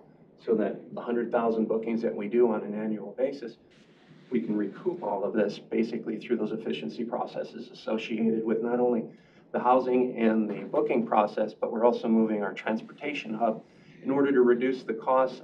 Typically what happens now at our 4th Avenue intake is you get seen, you get classified, and then you get moved. And the bodies associated with moving you, the bus, the driving out to the Durango facilities, the jails that are down there, then the release process that takes place maybe within 72 hours. A lot of inefficiencies are going to be addressed by this new facility, and then the cost savings through it. But the overall goal is the enhancement for the officers and our justice system involved community members as they move through this new dynamic facility that's employing a different model than what traditionally the sheriff's office has used before. This is on the progressive front of things, and it's becoming the new industry standard as we go to the direct supervision model, where we are immersed within those that are in custody and trying to reduce the stress level through those interactions of helping them to understand the processes that they're undertaking through those first 24 to 72 hours. I'd like to just wrap this up too with stealing your thunder by saying this. I've told my staff, because when we first discussed this, it's a very matter of fact that we will not be asking for personnel. We have a huge gap already that we have not yet fulfilled. So we have a marker, and we feel like once we breach that certain space and we recognize the need organizationally to go beyond that, then we'll come back to the board and have that request. But we as an organization are changing the way we do business relative to recruiting and retention, and we have a considerable gap to fill throughout the organization when it comes to staffing. So once we get to the point where we have taken our responsibility and filled the organization in its current design staffing model, then we'll return to the board and again talk about this issue here to get consideration for expansion, because it is a matter of, the cost of doing business. We need more staffing, but we've not met the need or the responsibility we have to fill our current staffing model. So we just wanted to discuss this on the surface right now. Yeah, no, thank you, and thanks for bringing that in front of the board. It's something obviously we need to be thinking about, and it is a big change. Other questions, comments from my colleagues? All right, well, thank you for an excellent presentation. I really appreciate it and all that Sheriff's Office does. Thank you all. Thank you. Thank you. Pretty good job.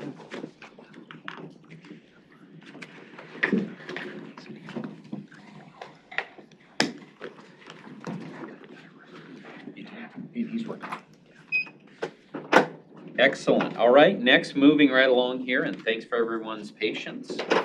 We have the presentation from the Maricopa County Attorney's Office. Mr. Montgomery, thank you for joining us this morning. Thank you, Mr. Chairman, or should I say Santa Claus? Yeah, no, I don't think so. Members of the board. We'll find out this summer. Please come before you and to engage in yet another iteration of a partnership that began about 6 years ago and represented a fundamental change in how the county developed its budget and took input from various departments and agencies within the county. So I'm grateful for this continuation.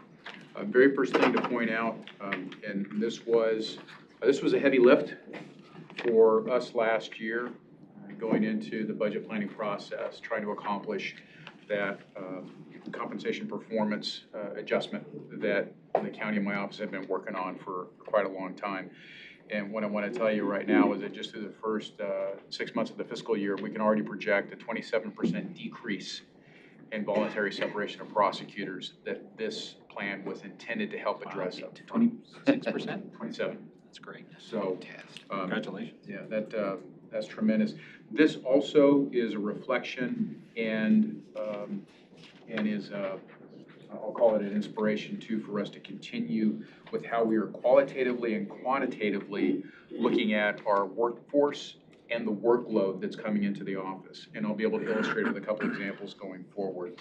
And I think another bragging point for Maricopa County is that, to the best of our knowledge, we're the first prosecutor's office in the country to evaluate caseloads in this way, to try to have a really good understanding of what our current workforce needs are, that also in turn can help drive what our recruiting needs are going to be. And so, and in order to make this work too, as part of that broader workforce analysis, It also encourages us, not that we needed it, but to continue to partner with our Office of Public Defense Services and the courts to understand what's going on within our criminal justice system. The particular challenges and opportunities I'm going to talk about in this presentation are listed here. I'll go through each one of them. For the workforce adjustments, the current and future needs, and I'll speak a little bit more about that future needs because this is a chance to illustrate what I just referenced in the last slide. We're now projecting a need for 13 additional prosecutor positions. And I'm going to go down to the last bullet where we mentioned 41 potential reclassifications for existing positions. In the past, that might have resulted in the office having said, we need 54 new prosecutors. Well, we don't have to do that anymore because we're able to go in and look at what our current workforce is, how people are performing, the types of cases that they're currently handling. And quite frankly, this means managing in the office is more complex. It's not simply just handing out cases and keeping track of numbers, but as I mentioned, that qualitative approach too.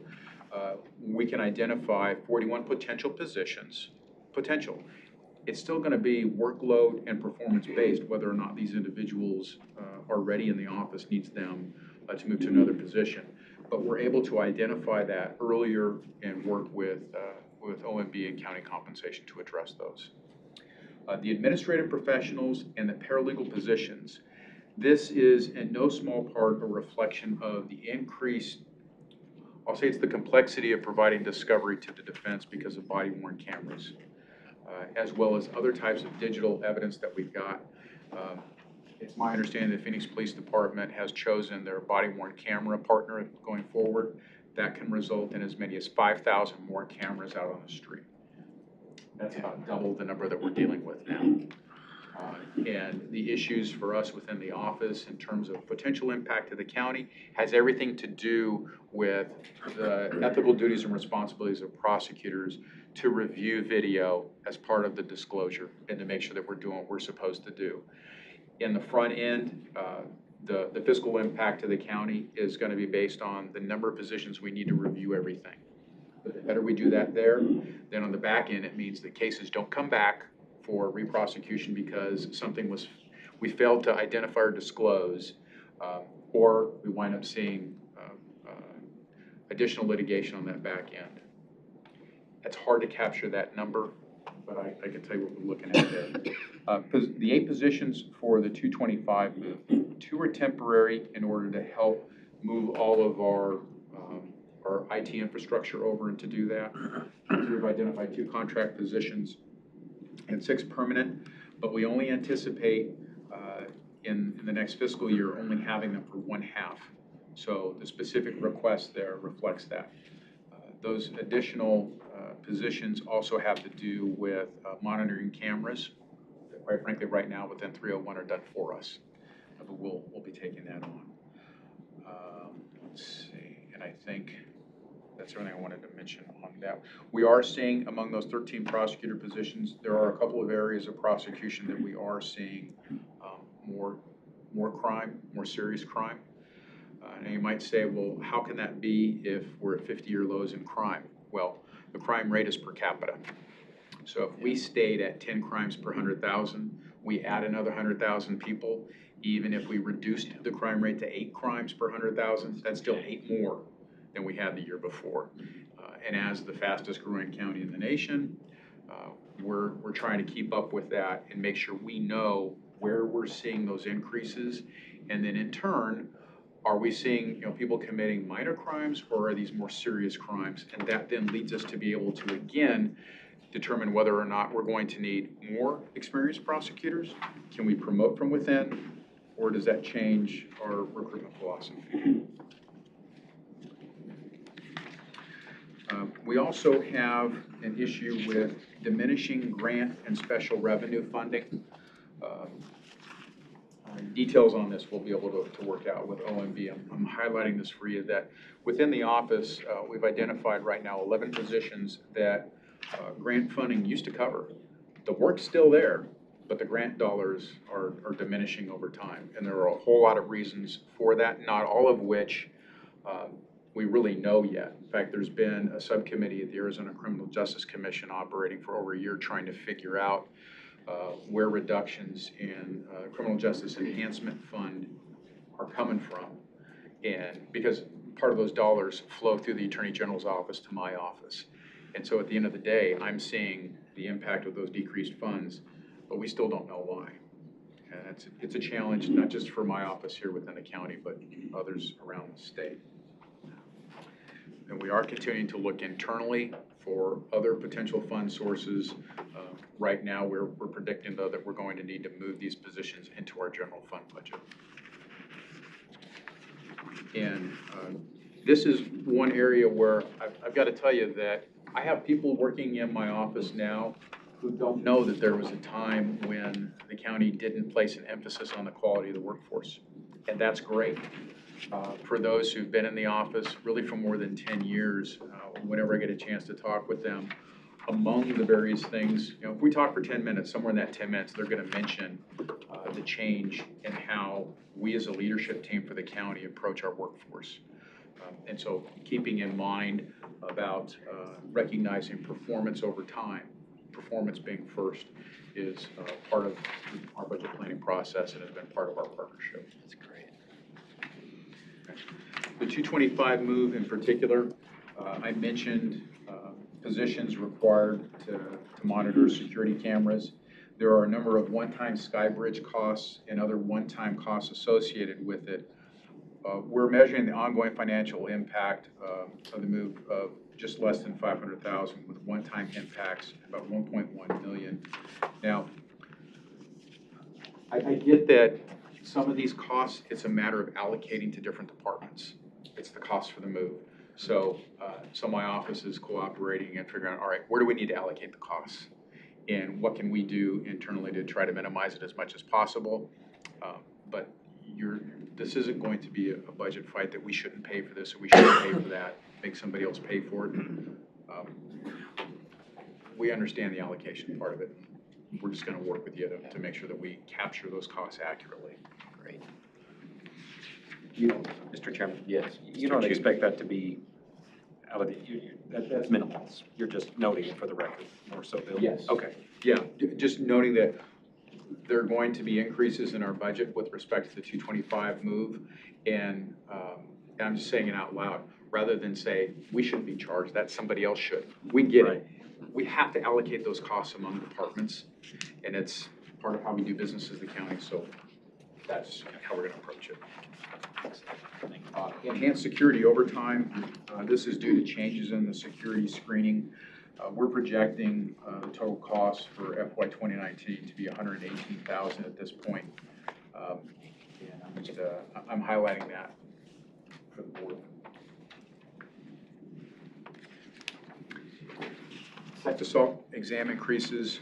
We have seen an increase in the number of sex assault exams that are being performed statutorily. I have to pay for them, so we get to pay for them. The increase is due to a whole host of things. A change in the environment in which victims are encouraged to report, a change in the entire process in which sex assault kits are handled, processed, and investigated. Writ large, the Me Too movement. I'm not being critical of that. I'm just saying that we have a greater awareness now among victims of sexual assault that we want them to report, that we're going to investigate, and part of that is the sex assault exam. Now, a victim of a sex assault crime can, even with a sex assault exam being performed, state that they do not want to move forward with investigation or prosecution. They can do that as part of it. We have an entire protocol within the county that I would tell you is probably a gold standard for how we approach it. And the reason why I mentioned that they can decide not to move forward is that the total number of sex assault kits and the exams that are conducted is not always going to be the exact number of cases that get submitted for us to prosecute. So we can see an increase in the number of sex assault exams without necessarily a corresponding increase in the number of cases that we then file. We're estimating an increase for the next fiscal year to be about $130,000, and that's also reflecting an increase in the rate for paying for sex assault exams, and we haven't seen a rate increase for a couple of years now. So, Do you know how much that is, that rate increase is? per exam, I don't. I just, we're projecting an overall increase of 130,000. All right. I don't need a helicopter. Right, you should, yeah, I was waiting for that. I don't need an airplane. Car? No, my Prius still has gas left in it. Excellent. Supervisor. 200,000 miles. Wow. That's right. 200,000 miles on my car, not a county vehicle.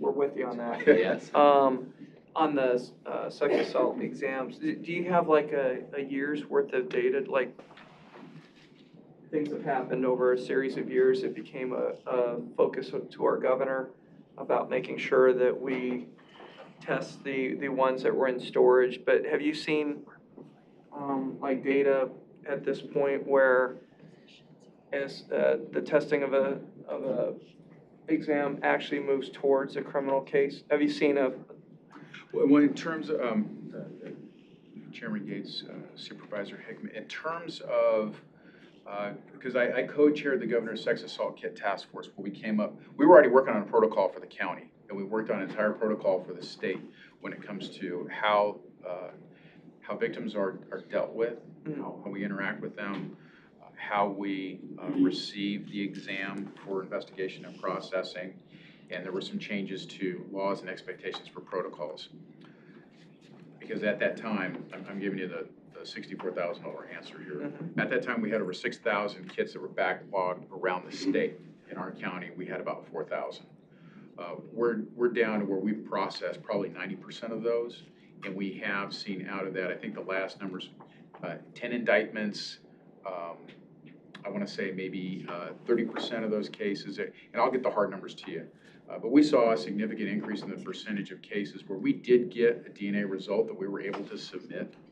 And we have seen cases that we've been able to charge from that.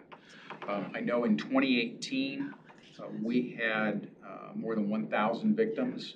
And I know that's at least, I'm going to say at least a 10, maybe 20% increase over the year before. I'll get those hard numbers for you on that. But anecdotally, yeah, we're seeing an increase in the number of people coming forward. I can tell you from the last couple of FBI uniform crime reports, we did see an increase in the number of sex assaults per 100,000 reported in Arizona. Now, the FBI changed its definition of sex assault too, that provided for some of that initial increase, but we are seeing more people report now than before. And I think, the question you ask is, it's a good statement too about the increased emphasis that we've had at the state level and what we've been able to do at the county level. Great. Other questions? All right, well, thank you for the presentation, and congratulations on the success with the decrease in the number of voluntary departures. That's great.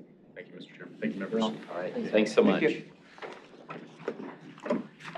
All right, and that brings us to our final presentation of the day. Judge Barton, come on down. I would like to get this done before Denny returns. I hope you can. Hey, my badge has been deactivated. Should I take that personally? I saw that Chickers didn't work either. Something's going on. Again, working the gremlins out here with the new technology in the room. That's okay. Good morning. Good morning. Good morning, Ray. Good morning. How are you? Well, sir, how are you? Great.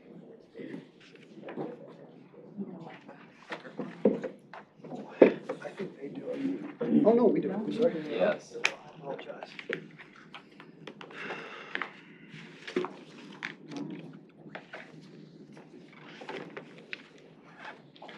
Well, I would say go ahead and leap into it. We do have a quorum here. So. Well, I do think I can finish it probably before he comes back. Right. I want $11 million in a discretionary fund. Oh, good, Steve's back. Yeah, exactly. You hear that? I want a performance pay increase, and I want you to fund the capital projects that FMD is recommending. Any questions? Is that all? $10 in a discretionary fund. There you go. We can even vote on that now, Mr. All right, well, we will go ahead and get started, and I will tell you that the requests we're making this year fall into basically 4 categories, and I'm gonna go over each of those categories with you. It's capital projects, performance pay increase, and a pay increase for our bailiffs, equipment technology issues, and then some additional personnel issues. So let's start talking about those, and let's start with the capital construction projects. What we are asking for in funding this year is basically that you approve what FMD is recommending for the Central Court remodel project, which I believe is $6.5 million for fiscal year 20 and $6.5 million for fiscal year 21. We have some other capital projects that are ongoing at this time. One of them, as you're well aware of, is the adult probation and the justice court facility in Mesa. But my understanding is that has already been fully funded through the budgets. And the grand jury space that's currently being remodeled, and my understanding is that has also been fully funded. So that's why I'm not asking for any monies in this budget request. There's one other capital project that I would like to talk about. Now, I will talk about it in more detail when we get a little bit further down in the presentation, and that is the build out of the Southwest facility. And for reasons that I'll discuss a little later on, I think that this is the time the board needs to seriously consider looking at the build out for the Southwest facility, if not for this year, then perhaps for next year. And I'll explain why I'm saying that when we get a little further on, because I'm getting a quizzical look from across the table here. No. It's a pensive look. It's pensive. Okay, pensive look. The other thing I want to touch upon just briefly is adult probation. You will probably notice there's no numbers that I have really given you for adult probation. We have the caseload study that's ongoing at this time. We anticipate that will wrap up shortly. We anticipate getting a report by May. So until we see that report, there's nothing I can really come forward with and talk to you in any great detail. But what I will tell you is that last year, I think you placed $1.557 million in a contingency fund. We did not touch any of those monies, so I would simply ask that you carry it over in the same amount for next year and put it in a contingency fund. And then we can see where we're at when the workload study comes out. So that's about all I had to talk about with respect to adult probation. Again, we're going to ask for a performance, pay for performance increase, just like you heard from Mr. Montgomery. Last year you funded it, I think, at 3%, which was, for us, would be, I think, about $5.4 million. At 2.5%, which you've done in previous years, would be about $4.5 million.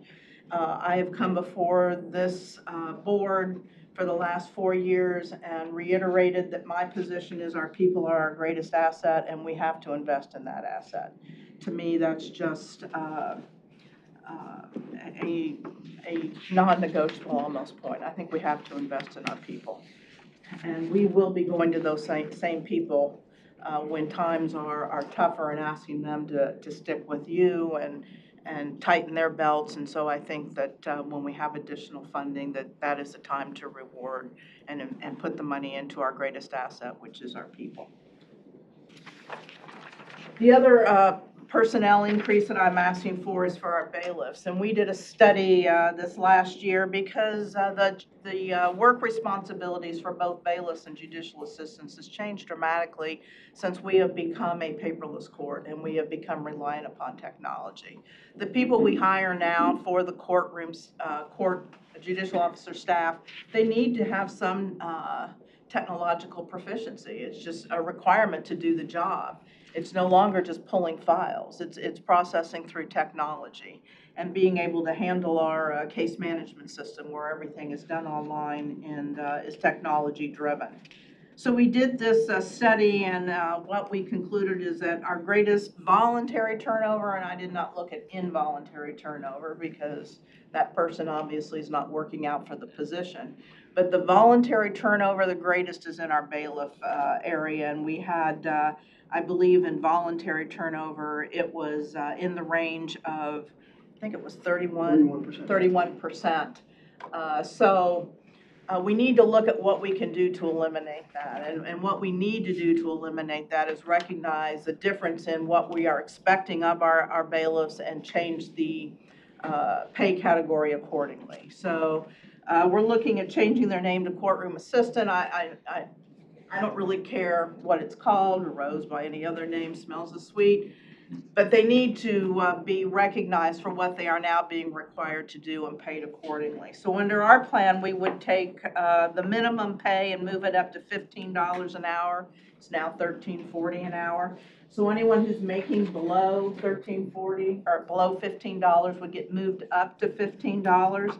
And anyone who's making below the mid-range would be moved up to the mid-range, and those who are above the mid-range will stay where they are. I believe both our judicial assistants and our bailiffs are underpaid, but the discrepancy between the bailiff and the judicial system is quite large. And if I come in here and advocate that both of them get a raise, then I'm just increasing that discrepancy. So hopefully next year you'll get a request for the judicial assistants, but I think this year we really need to target our bailiffs and give them the pay increase that they clearly deserve for the additional responsibility that we are asking of them. Supervisor Hickman had a question. Yeah, Judge, would that lead to some compression issues then? Because that's what happens usually when, so now you move bailiffs that have only been there for 2 months up to, right, to a salary of a bailiff that's been there for 3 years, and now all of a sudden they're making, but I don't know. I don't know if that's a concern or not that we should be. It will lead to a compression issue, you are correct, but we have such a high voluntary turnover in that rate that it's not as significant as one might think because we have so many new bailiffs. And because the voluntary turnover rate is so high. And like I said, this doesn't even include the involuntary turnover rate. I will tell you in my personal opinion, I believe every judge, because right now you get a bailiff and a judicial assistant. I believe you should get 2 staff people. I believe they should be paid the same because their jobs have started to become very similar. And one of the problems we have is if a judicial assistant is out for an extended period, we really don't have floaters to cover. And when we ask the bailiff to step up and do the judicial assistant's job, what you hear, not surprisingly, is I'm not paid for that. I don't get paid what a judicial assistant gets paid. Why should I have to do a judicial assistant's job when I don't get paid to do a judicial assistant's job? If you have 2 staff people, you pay them the same, they're both cross-trained, you eliminate that problem. But that's another issue to be resolved. I'm not asking for it here. But yes, there will be some compression issues. Did you, I'm sorry. No, Mr. Chairman, Judge, how many bailiffs are there? Curious. We have 1 bailiff for every judicial officer, and we have 1 bailiff for every judge, and you have 98 judges. The commissioners do not have a bailiff. The dollar impact, as you can see, is not a large dollar impact. I was looking at the amount. $305,000. So roughly 131% of. We do have a couple pools we of have bailiffs, but the number, again, it would probably be around 110 to 115 at the most. Chairman, because everybody does a comparison to other counties, and we have a couple. Pinal is right next door. What are the bailiffs paid in those regions? And I don't have that information for you. I can get it, but it is hard to do comparisons because our court, more than any other superior court in this state, is technology driven. So what we ask bailiffs to do in our court is far different than what they're going to ask bailiffs to do in some of these other courts because they don't have the technology case management system that we have. Okay. That's a good question. Any other questions on that one? All right, well, we'll move on to our equipment and technology issues, and there are basically 3 of these. The first one has to do with our FTR, which is our for the record recording system. As you all know, we have to record our hearings. There has to be a record. Can't go up on appeal without a record. And there are certain hearings that require a court reporter, but there are many hearings that do not. Family, not an infrequently appealed topic, juvenile. And so we rely upon our recording system to create the record for those hearings. Our recording system is old, and particularly our software. We have renewed the hardware, but we need a new operational system. And we need to look at an operational system that, to the extent possible, can do voice to text. And the reason for that is because there are fewer and fewer people going to court reporting school. It's getting harder and harder for us to hire court reporters. Some counties have to continue trials because they can't get a court reporter. So there's gonna come a point in time when I think the legislature is gonna change the statutes and allow hearings to be recorded by a means other than a court reporter. We rely upon court reporters now, not only in the hearings where they're required, but when we have an FTR and they go on appeal and they have to transcribe the audio, we use court reporters. So if the court reporters are going away, we're gonna have to find a way to transcribe those hearings other than the use of court reporters. That will be the voice to text. That will be going more towards the artificial intelligence type route. And so it is gonna be important that we look at that for our new operational systems.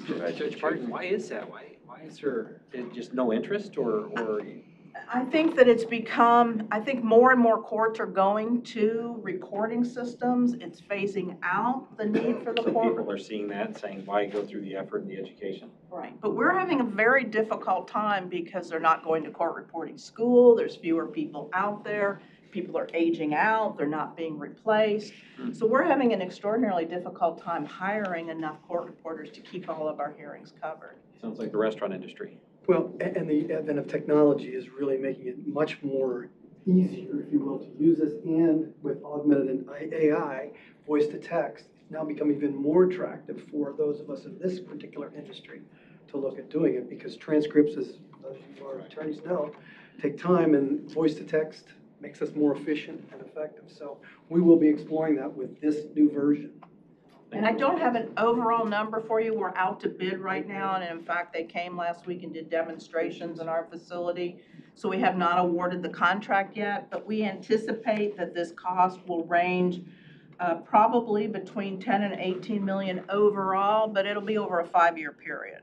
So we'll be looking at about depending on the cost, 2 to 3.6 million per year for probably the next 5 years to fully fund that system. Mr. Chairman, it would be interesting to see that comparison, because you don't have payroll taxes for AI equipment, you don't have healthcare, you don't have retirement benefits, you don't have all those other things. Is someone gonna run that analysis? Well, run the analysis for you. I don't want to mislead you. We still are statutorily required to have court reporters at certain hearings, and that's predominantly going to be in the criminal area. And they can request them in the civil area if they give you certain notice. Now, right now in the civil area, we are charging the private attorneys and trying to recoup that cost. So we do generate funds every year from now charging the private attorneys. But until they change the statutes, we will still have to employ court reporters. And until we have a system that is voice to text, we'll have to use them to transcribe the FTR. But we simply have to replace it because we're not going to get very far if we can't create a record. Just to give you an idea how we rely on it now, we have 163 judicial officers. We only have approximately 50 full-time court reporters on staff right now. So the majority of our courtrooms are being recorded from a system which was put in place in 2004. So we're up against it with the useful life of the technology and particularly the operating system. And there's times we've had to pull court reporters who were not covering a statutorily required hearing because we needed them in a statutorily required hearing. Yeah.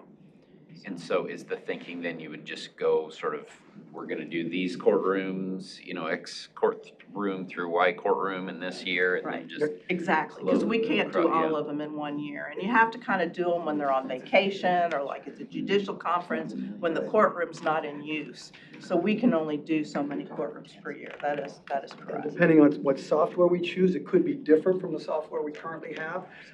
Whole new training issues come around, so, but we're cognizant of that, trying to work through that, but, so it's a big project.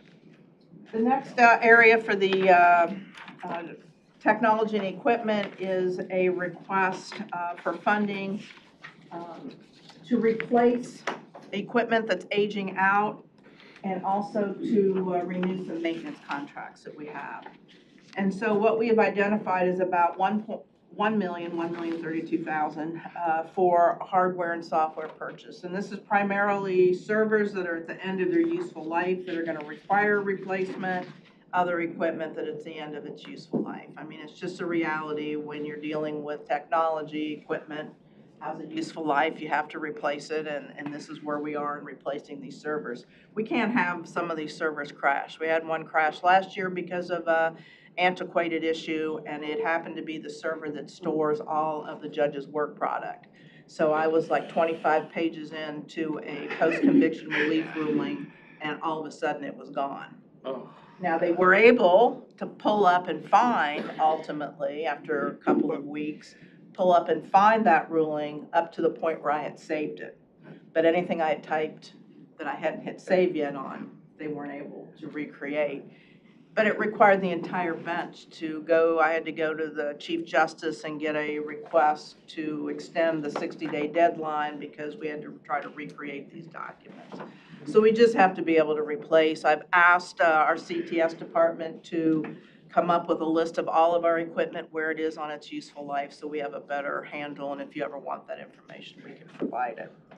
The maintenance contracts, the amount is high this year, and the reason it's high this year as opposed to what it's been in previous years is because we have multiple year maintenance contracts, various multiple year maintenance contracts. This happens to be the year they're coming due. So if it's a 3-year contract or a 5-year contract, you're not going to see it except for every 3 to 5 years. This happens to be a year when we have various of those multiple year contracts coming due, as well as the annual contract. So that's why the amount is higher. And the amount we're asking for for the maintenance and the hardware and software maintenance is about $2 million. And I think that will also encompass the implementation of Office 365. So where, has that not started yet, or is you in process on Office 365? Where are you at on that? We're in the process. Okay. We've had fits and starts. We've started a little bit, and I know Ed's behind me. He could probably talk more, but we're working directly with Ed and OET right now. But he assisted us in estimating what the cost would be for FY20. So we envision having it all completed early in the fiscal year, but yeah, it's ongoing. Okay. I will also note, I'm sorry, and I wasn't sure, I think the board in the past has funded a server replacement program, and I'll again defer to Ed. If you choose to do that through OET, that might bring our number down if you allocate certain dollars to the court. So we took into account every dollar we would need to replace the servers we've identified. The next area is the juvenile probation department in the technology, and last year the county did an assessment of the video and communication systems at the juvenile detention facilities, both at Southeast and Durango. The report found that the existing systems are failed, or at the end of the useful life. The system's in danger of failing to meet the Arizona juvenile detention standards. To replace that system at both the Southeast and Durango facilities will be about $3.1 million. Again, that's something we have to do. We have to have a reliable system at these facilities. This is where I'm going to tie in your Southwest facility for you. Because we have been looking at the possibility of shutting down the Southeast facility and having one detention facility and have it be Durango. Obviously, there would be cost associated with that in the sense, not only cost savings, but cost in the sense that we would have to do some building at the Durango to accommodate the additional people and take some remodeling into account to handle the transfer. If we transfer, the biggest problem I have right now is if we shut Southeast down and we transfer to Durango, I still have to transport those juveniles from Durango back to Southeast for their hearings. And the reason for that is because I have no space at Durango. I have no empty courtrooms to bring in some additional judicial officers that are now located at Southeast and are hearing those Southeast delinquency matters and have them come to Durango to hear them. In order to do that, I'd have to move judges out of Durango. I have no place downtown to put them, even though I have 3 juvenile judges downtown, because we're going to shut down 2 floors in the Central Court building for the remodeling project, and that's 8 judges I have to relocate. That's going to take any and all empty courtrooms I have downtown. So I could move 3 dependency judges if Southwest were built out, because I think that was planned for 3 courtrooms. That's why I'm saying this may be the time to consider and look at the build out of Southwest. Those costs may ultimately be recouped if we can close the Southeast detention facility down. But that's why I raised it at the beginning. That's why I said I would talk about it when we got to it. This is where it ties in. I can't I can't move dependency judges to Southeast and take delinquency judges from Southeast and move them to Durango logistically, and here's why. If I move dependency judges from Durango to Southeast, that means families who have children in a dependency process that live in the West Valley now have to drive all the way to Southeast to get their hearings. Now, you would say, but if you take Southeast kids and you do their delinquencies, you got the same problem in reverse. But here's the difference. There's far fewer hearings in a delinquency process than there is in a dependency process. It can last for years. Delinquency, you might have 3 or 4 hearings. When you bring them in, then you have a preliminary hearing, then you do the trial, then you do a sentencing. So it's not as heavy of the transport. Supervisor Barton. Mr. Chairman, thank you, Judge Barton. You were supposed to be done before I came back, but I was like, I was 20 minutes ago. I was, but they weren't buying my plans. What's our current in-custody number of juveniles? I can't, I'll get you that I see information. Chief Mo back there. What's the Estimated? number, Chief Eric? 170. 170. What's our Both facilities? Yes. total in custody? 170. What's our southeast capacity versus southwest capacity? Oh, you mean Durango, Southeast versus Durango? Yeah, for juveniles. It depends. Round numbers. Approximately 350. Total combined. Oh, no, in Durango. At Durango versus southeast is what? Southeast around 200. So the question is, that number's been pretty static, if not downward, right? Question is, could we look at expanding southeast? If we've got capacity that's equal to our current in custody numbers, could we make changes at southeast for juvenile versus, if we're constrained by judicial logistics? You have the same problem in Southeast, and I have more delinquencies at Durango than I have at Southeast, so you're moving more kids to Southeast than you would be moving to Durango, number one, and I have no empty courtrooms at Southeast. So I'm still gonna have to move judges, because if I move all the Durango kids to Southeast, I gotta move judicial officers that are assigned to those cases and are presently hearing them as well, and I have no place to put them in Southeast. Yeah, so, I mean, it sounds like we got a problem bigger than our $3.1 million ask for some new equipment. I mean, if we've got capacity for 550 split between 2 locations, and we've got in custody at 170, which is a pretty static number, and I've talked to Chief Mo about this as well, a couple of years back. We need a more holistic, and Judge, we've talked about this as well. I mean, it seems like we need to have a broader conversation about what's happening at the state level with juveniles, what's our plan, because it seems like spending any money in our current system could be that we're just not spending the money in the right way. We have to replace the audio video, that's. But not in both locations necessarily. Correct, and that's why I brought it up here, is because that Which begs the bigger question of what are we really gonna do if we've got 550 and 170? The 3.1 million covers both facilities. Sure. So if we consolidated, some of that money would go away. And that's why I said this is the time to kind of have that conversation on where we're going and how we're gonna do it, and that's why I raised it. And so could we build new courtrooms at Durango? No, not unless you wanna add on a floor. I mean, there's no space in that building to add any new courtrooms unless you wanna build a floor onto the top of the building somehow. I even looked at trying to move judicial officers into that round building, and, because that's It's a where. beautiful building. That's where I did my judicial rotation. Reed is nodding, he can do anything. And what they're now telling me is that's uninhabitable, so. It gives me Was great- it ever habitable? Well, that gives me great confidence to know where I did my rotation is now uninhabitable.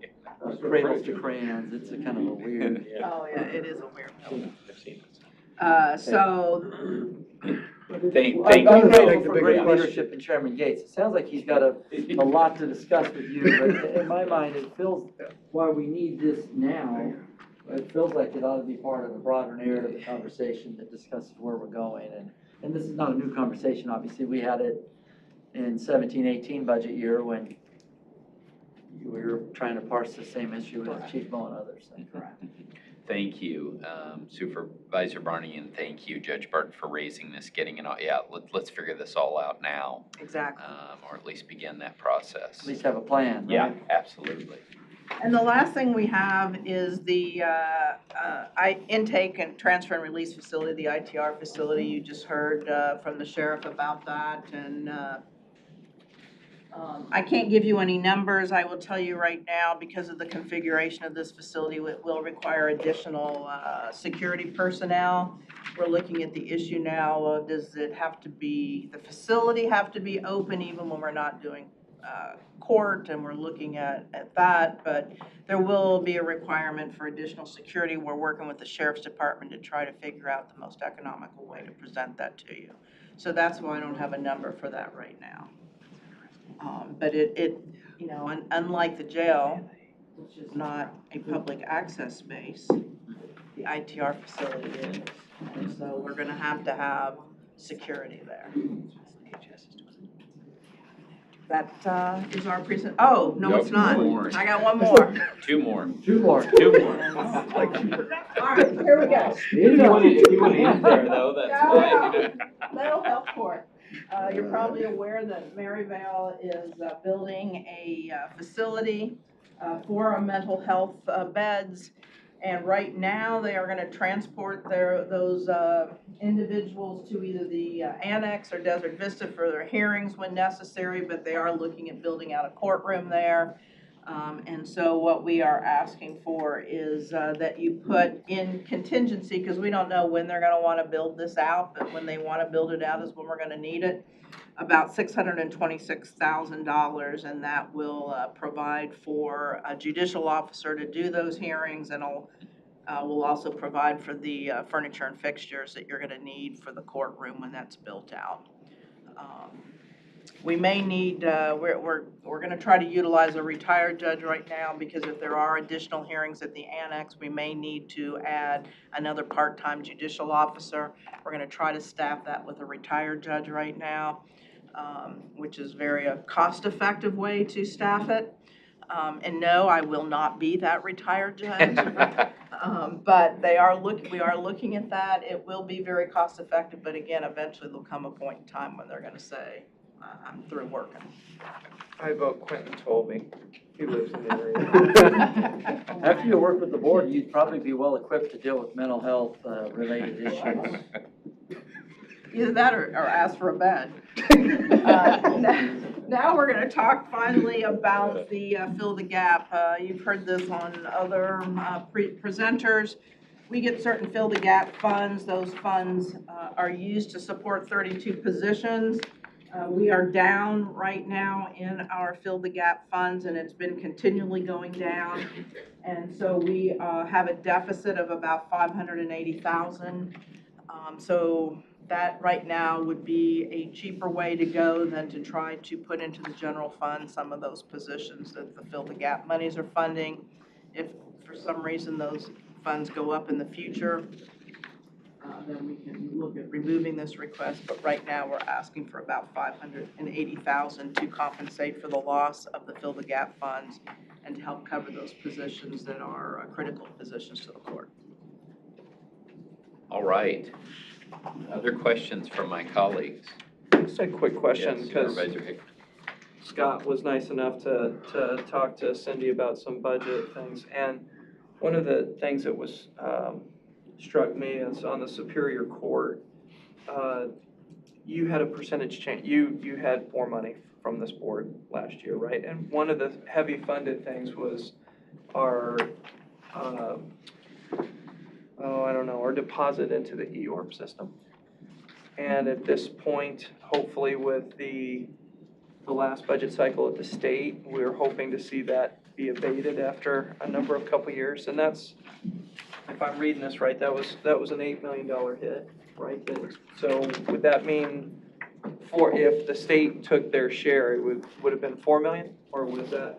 Well, if they were back in order, if we were back in order? It's going to be at 25% that the state's going to fund. You're speaking EORP, or you're speaking judges' salaries? Well, we had the huge increase, how about both? I mean, we're paying for judges' salaries, the county that pays it all. So go Correct, ahead. and that is shifting, go ahead. Yeah. I think that's gonna result in about a $6 million saving to the county for the 25%, starting next year. And then the following year, it'll be 50%, 50%, so then it'll be $12 million saving. So I think you've already reduced our general fund amount by 6.8 million or something along those lines to compensate for the fact that 25% of our salaries are going away. Okay. Yeah, the baseline the OMB has provided us has Yeah. been reduced. Yeah, by they're that. not- that's true. Now, if you're asking They're not going specifically away, about guys. New York, I'd have to look into that for you. I don't have those numbers, and I don't know how long, are you talking about the increase to about 62%? Well, I'm just making sure that stays Okay. front and center, Yep. that we continue to work together Yes, in yes. order to make some of these state impacts go away. Which might Absolutely. make it easier to fund some of this. Yes. In the long term. Thank you. Excellent point, yes. Mr. Chairman, I would Supervisor just add, when I had that pensive look, it was more about the central court tower. We've already begun work on that. I'm a big supporter of continuing that work. We talk about being best in class, that is last in class. And you've got Formica from the 1960s or 70s in there, and it's just not who we are, nor who we are capable of being. So I do support that priority. I don't want to stop and lose momentum.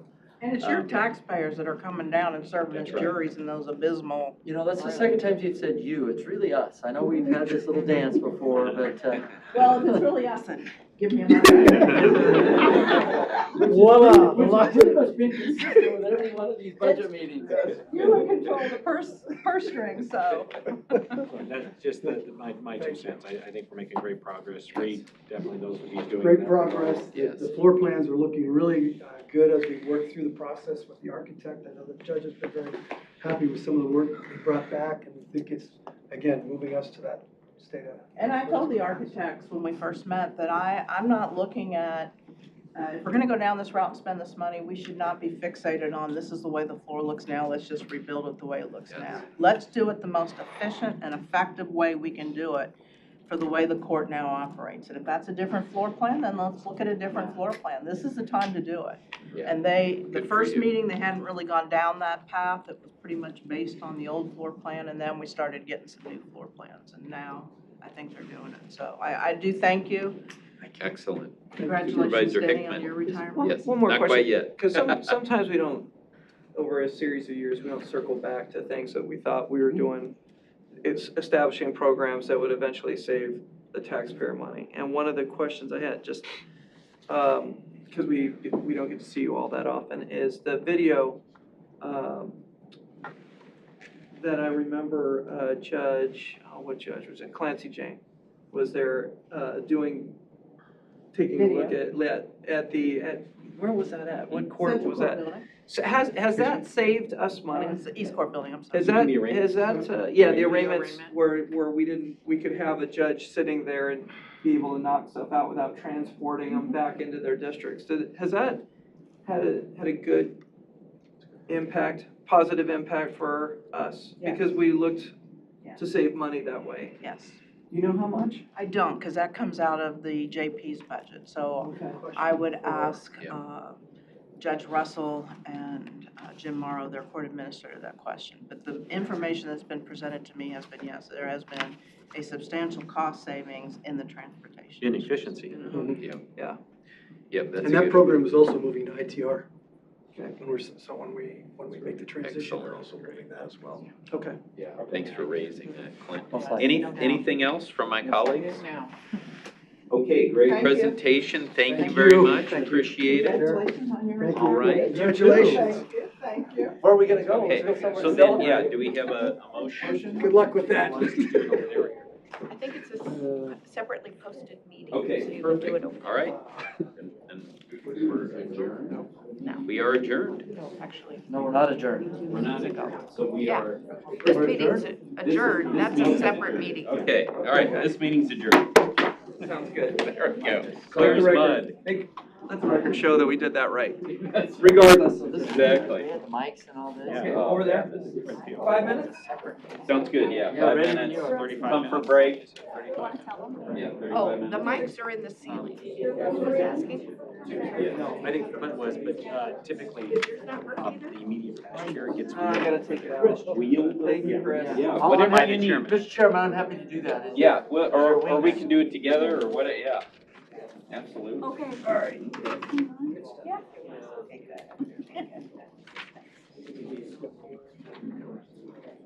All right, thanks for keeping me on the short and narrow, Brian. Yeah, we often have them combined, but that one's a separately posted meeting. Gotcha. Excellent. Thank you, Fran. Yes, sir. Congratulations on this new room. Yeah, I really didn't have a lot to do. There we go. Yeah, looks like a little funny. Deb really. Yeah, should I close, I'll close it? Oh, you're throwing things at me. Hey, don't be so aggressive, seriously, don't be so aggressive. I'm working on that. See you there. Great, good work, thanks for all your comments.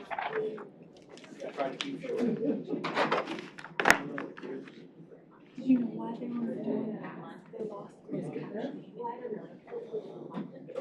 I don't think they realize how loud it is when that happens.